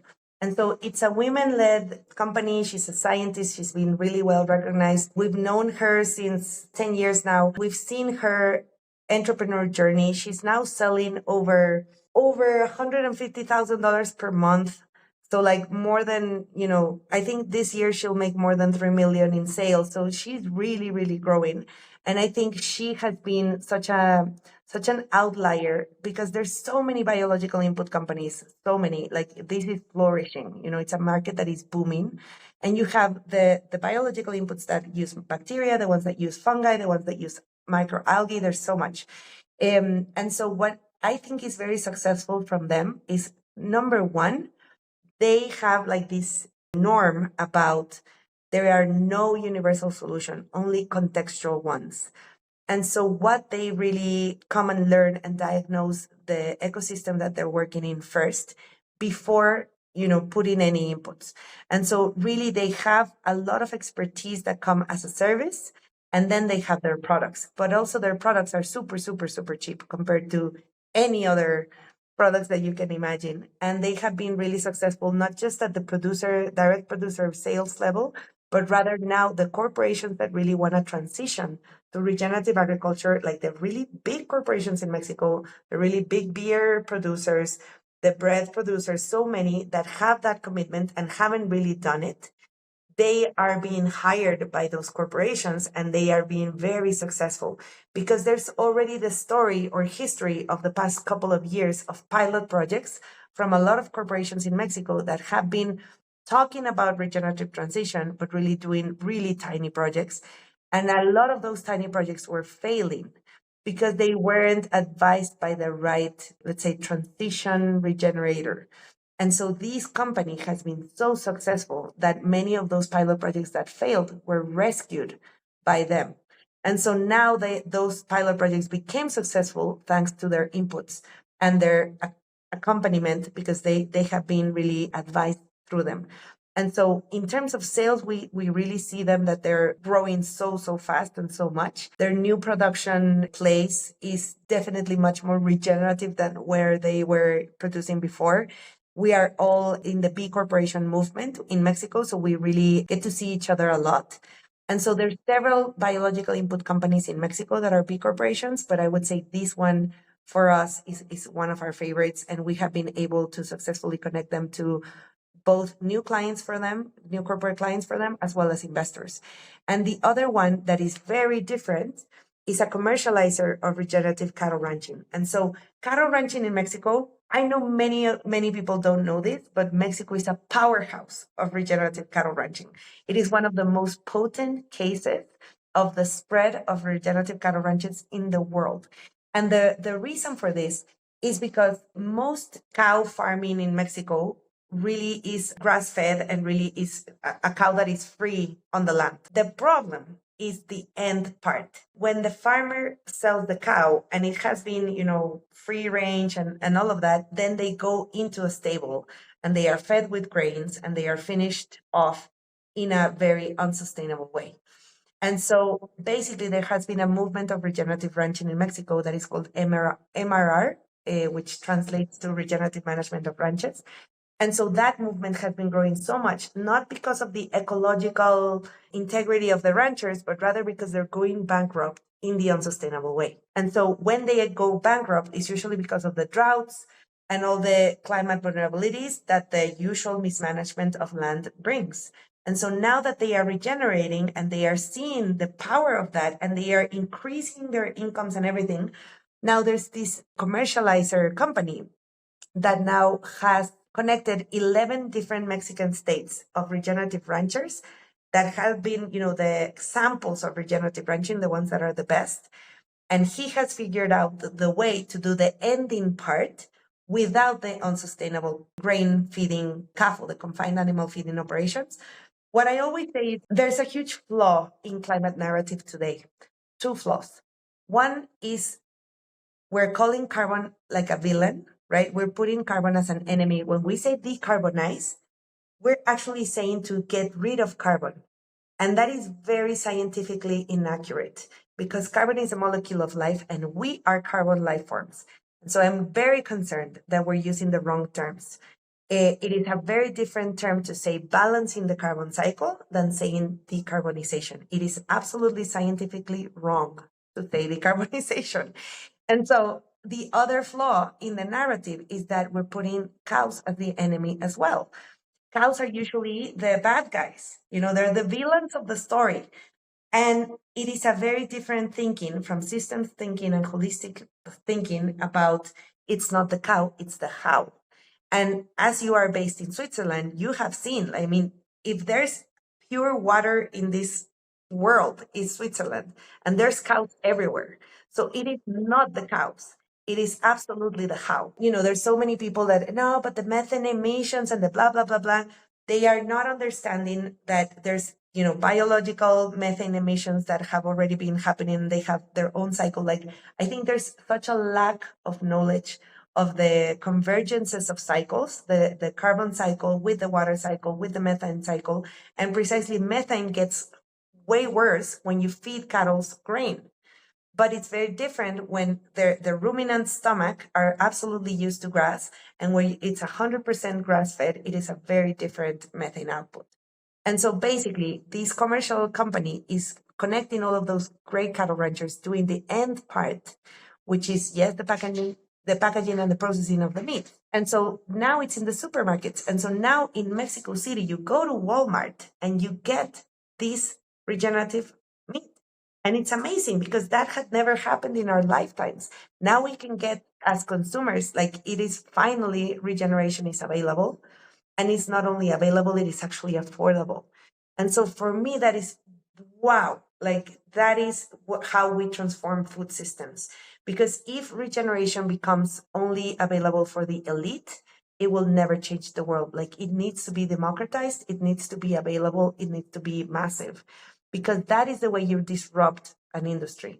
And so I think this commercializing company has done amazing as well, and they're in a very different setting, right? So you have the biological input, which is a regenerative enabler, and you have a commercializer, which is our market game changer that puts regeneration in my consumer cart. That is the holistic way of thinking of our regenerative investment thesis, because we cannot be investable without a market that consumes it. One of your most powerful statements is that ecology without social justice is just gardening. Now, that's a line inspired by Chico Mendes. Tell me what you've learned about land rights, labor, and gender in rural Mexico.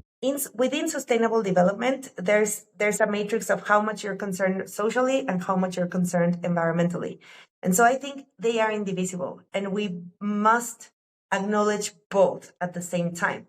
And that is precisely where land ownership comes into play, I think, because there is a force of neocolonialism going on under the regeneration flag that is very worrying.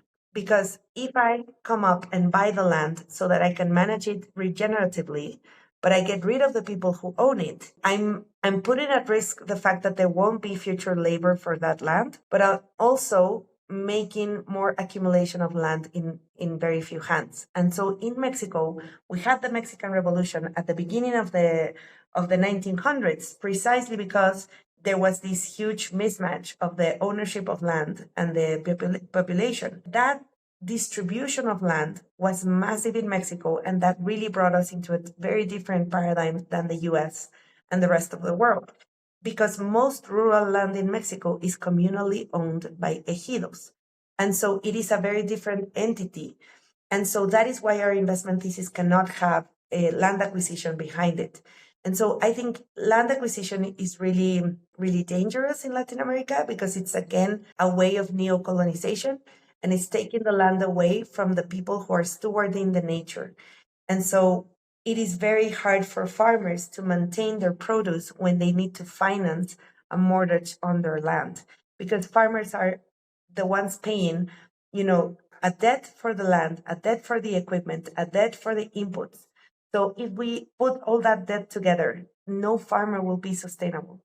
And so we really need to rethink land ownership and land distribution in order for regeneration to actually work. And so there is a very interesting thing happening in the US. There are some REITs, real estate investment trusts, that are really working in favor of the farmer to be able to own their land. I would love to make that happen for Mexico, because I think there needs to be a little bit of a repopulation of the rural world by the regenerators. And so since now the young people don't own a home and they don't own a land, even if they wanted and they had all the vocation of being a regenerative farmer, if they don't have the opportunity or the land, they really won't be able to. So I think that is what is so, so profoundly needed and urgently needed. Like, we need young people owning rural land for them to be connected and bound to it. Laura, Latin America, Mexico in particular, has incredible biodiversity. It's a climate superpower, but global capital sees it as risky and as peripheral. You've said that you want to seduce financiers with Latin America's biodiversity wealth. What's the biggest misconception that wealthy investors have about these businesses? There's certainly a lack of understanding about the connection, about what is feeding my food. And I think if we get back to the fact that health is what is feeding your food, we get back to the fundamental importance of restoring soil, and how much Latin America is producing a lot of the food that we're consuming everywhere. And so we need to restore the soil of Latin America so bad. We need to restore the soil everywhere.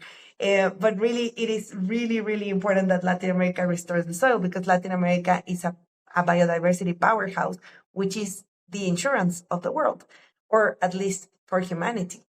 So if we are currently financing our own extinction, the only way to redirect finance towards a nature positive world is through regeneration. It is so important. So when people tell me that there's so many risks, around Latin America and the unsafety and like the currency exchange and like all of those risks are the risks of the present that we know of. But there's a way higher risk of losing our food security that we're not measuring it up.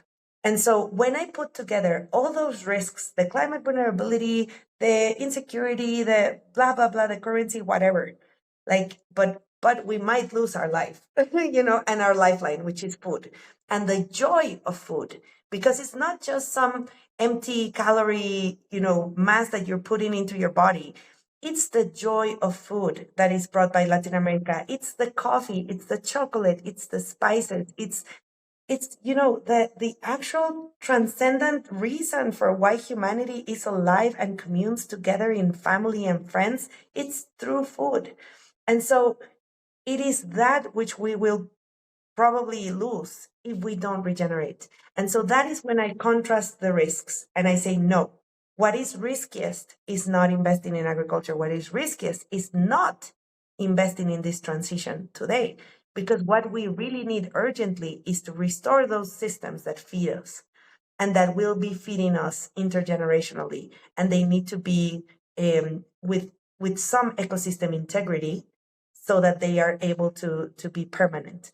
And I think there's also a misconception of what productivity looks like, because productivity today is seen as the high yield of some land in terms of the mass produced, or like how many tons you got per hectare. And so the problem with that productivity at the volume level is that it is now producing much more empty calories instead of nutrient dense food. If I compare the size of a, let's say, a peach or an apple, back in the 50s or 60s, it was this size, but it had such a nutrient density because of the minerals and the vitamins. And so you needed this portion size that was really tiny, and you got filled in terms of like your nutrition needs. And now you have a peach and an apple of this size, but it's all empty calories. It's just starch, because it doesn't even have the flavor. It doesn't have the scent. It doesn't have the taste, and it doesn't have the minerals and the vitamins that you're actually needed. So you need to consume more. And so that is a problem. Like, we need no longer to define productivity as yield or like tons per hectare. We need to define productivity as nutrient density, because that is what is connected to our health in the long term. You recently turned 40 and you've been thinking about maturity, how humans stop growing physically around 20 and instead mature. You've asked what maturity looks like for the economy, for finance, instead of just something like endless growth. That's a really profound question. What's your answer? Wow. I don't know. I have an answer for that. Like, it is part of the questions that I come up with. But it's certainly not necessarily something I have an answer for. What I think is that when you are mature enough, you stop proving to others whatever you're worth. You know, you stop thinking about yourself in terms of comparison, and you start being content with yourself. And so I think the moment you mature, sometimes you stop comparing yourself to others and you start comparing to your past self, and you start realizing and acknowledging, like, all, yes, like we all come up with trauma, but we also come up with healing, and we also come up with strength.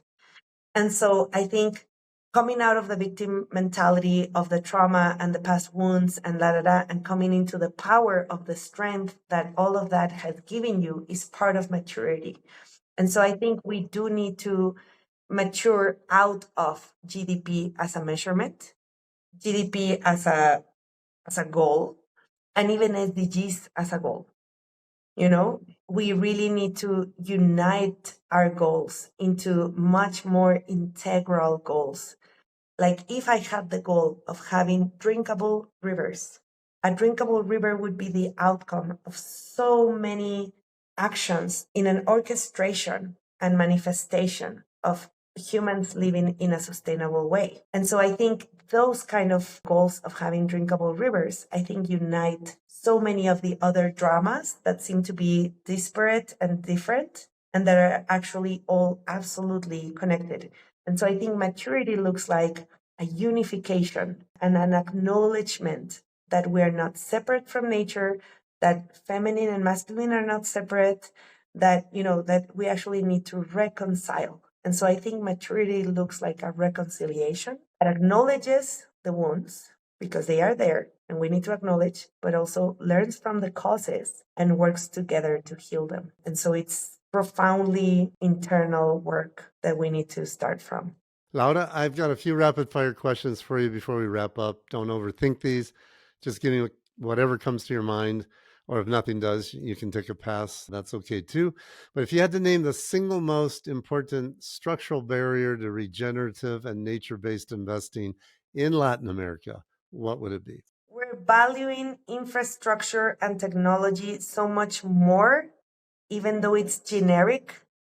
And we're not valuing the fact that 1 hectare of forest is no longer being made, and it's not a click away.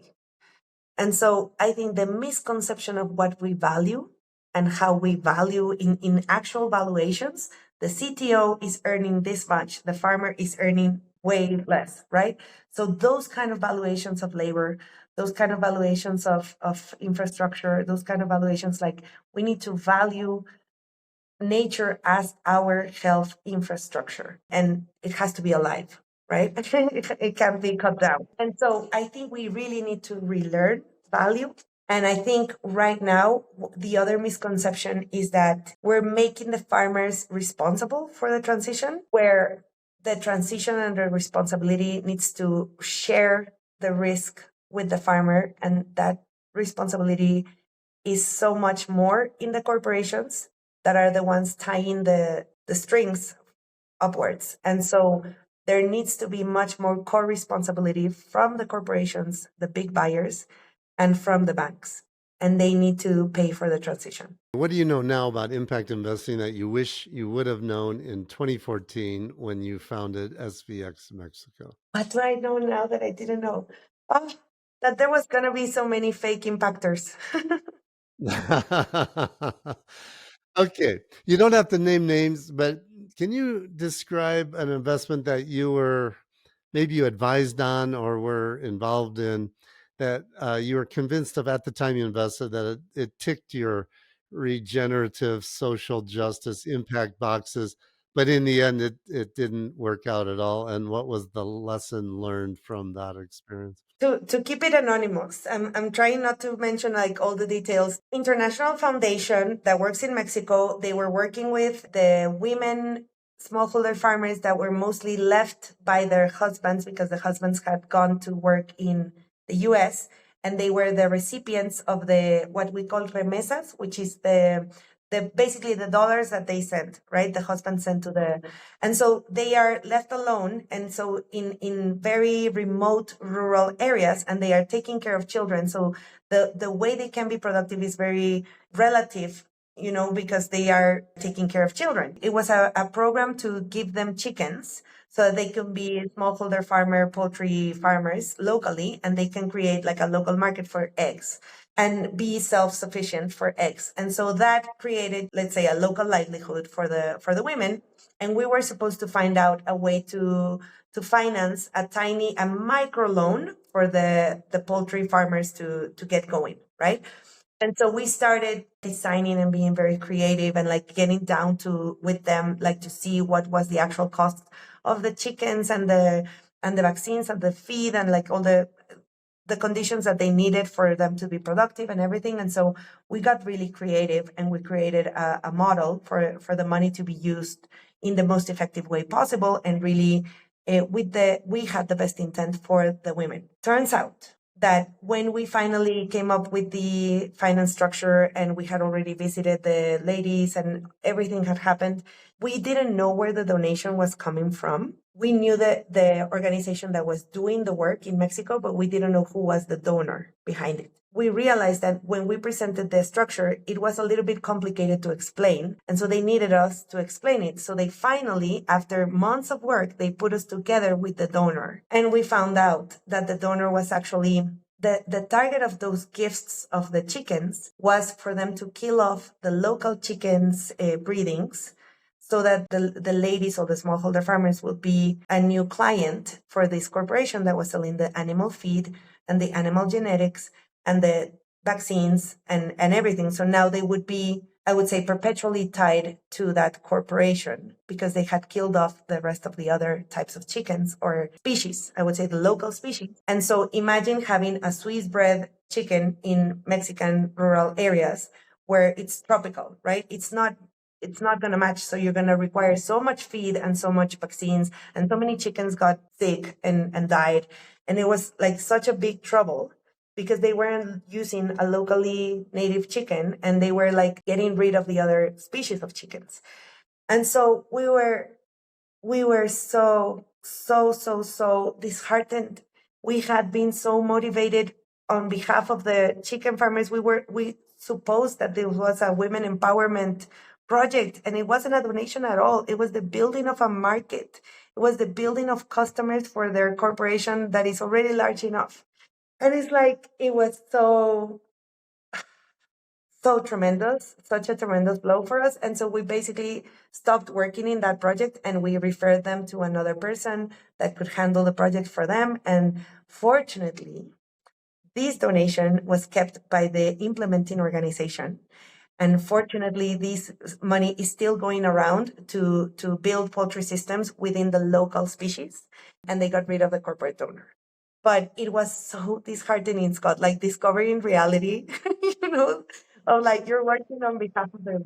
Was the investment lesson learned to know who your donor or investor is? In that case, yes, because we didn't know there was a hidden agenda. We genuinely thought this was on behalf of the farmers and their livelihoods. Now, the converse of that, can you describe an investment that you had some level of skepticism about? Maybe you thought it wouldn't work, either at the time you invested or maybe you ultimately passed on it. But in the end, it actually turned out way better than you thought, and you were pleased that you had invested. And what was the investor lesson learned from that experience? There's a company that I recently discovered. So I had passed on it because, as I say, our focus is on natural capital, right? So in water investments, what I usually discover is there's a lot of water investments that are usually in the irrigation and efficiency side of things. And then there's others who are much more holistic and much more nature based that are working much more on how the landscape looks and how to make the landscape work for the hydrological cycle. And so for me, those are my preference because usually I see that as the longer term approach and the regenerative approach. Like there's a methodology called keyline, which is using the altitude of the landscape and all of that to absorb more water and be more water efficient, which is very different than buying plastic and putting plastic everywhere to channel water. Initially, this water company, I had no interest in it because it was, one of those irrigation water companies that just buys plastic and puts infrastructure. Unfortunately, in the Mexico rural reality, paying for an irrigation system is so costly that sometimes farmers have invested and there's already been 6 years of harvest and they haven't even been able to pay back the irrigation system. Like it's really expensive. And there's a massive plastic infrastructure involved. And so I had passed on that company, like I didn't care for it. I paid attention to it. And I saw that it was growing and growing and growing and growing. And I was like always, I would say maybe intentionally avoiding them. And the good thing was that we were together in a conference and we were in this faraway place. And so we had to take the ride back to the airport together. And it was like 2 hours. And so finally I got to know them. Finally, I got to hear them. And now they had just realized at the beginning of this year that precisely nature-based solutions were working more effectively in terms of cost benefit.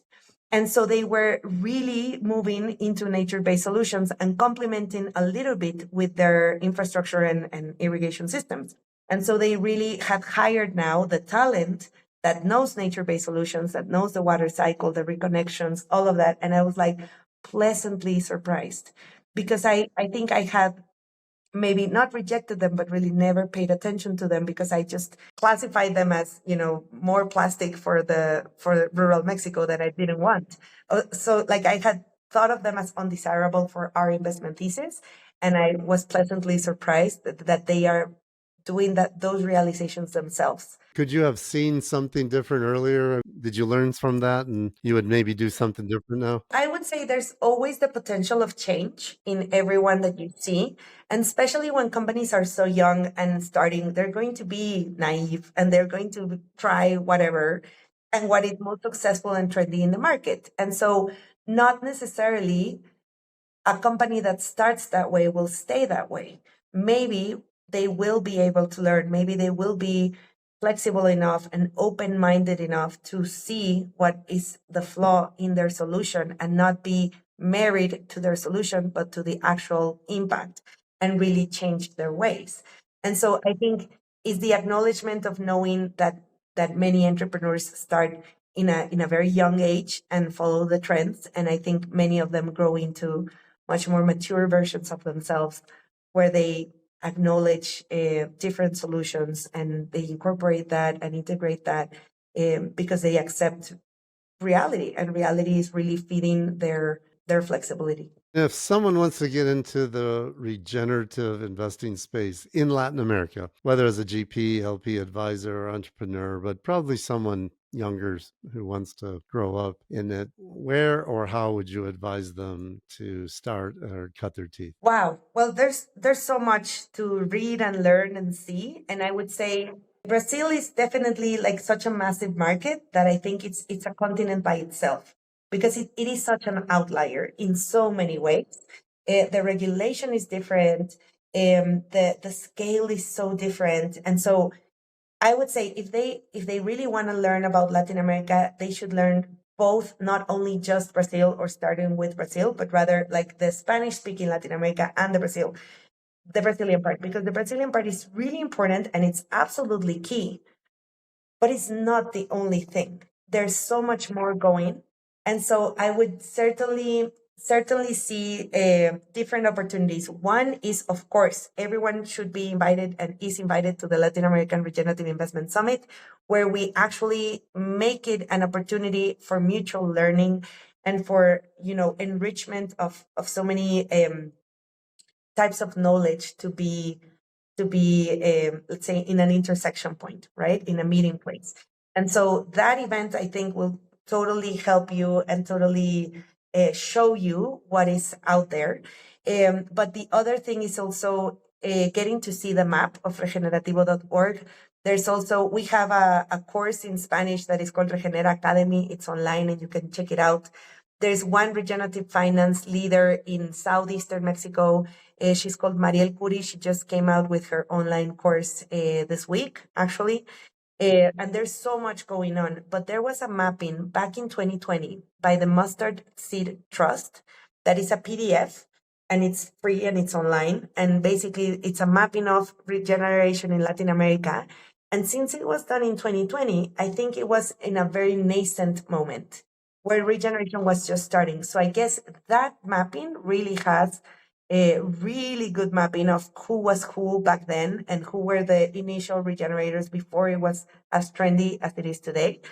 And so I guess that mapping really helps precisely because it was done back before the trend and the greenwashing. And so I think that one is more accurate. And the people that are no longer in those organizations but are doing new ones are definitely regenerators in the long term. And so I think those could be starting points to learn from it.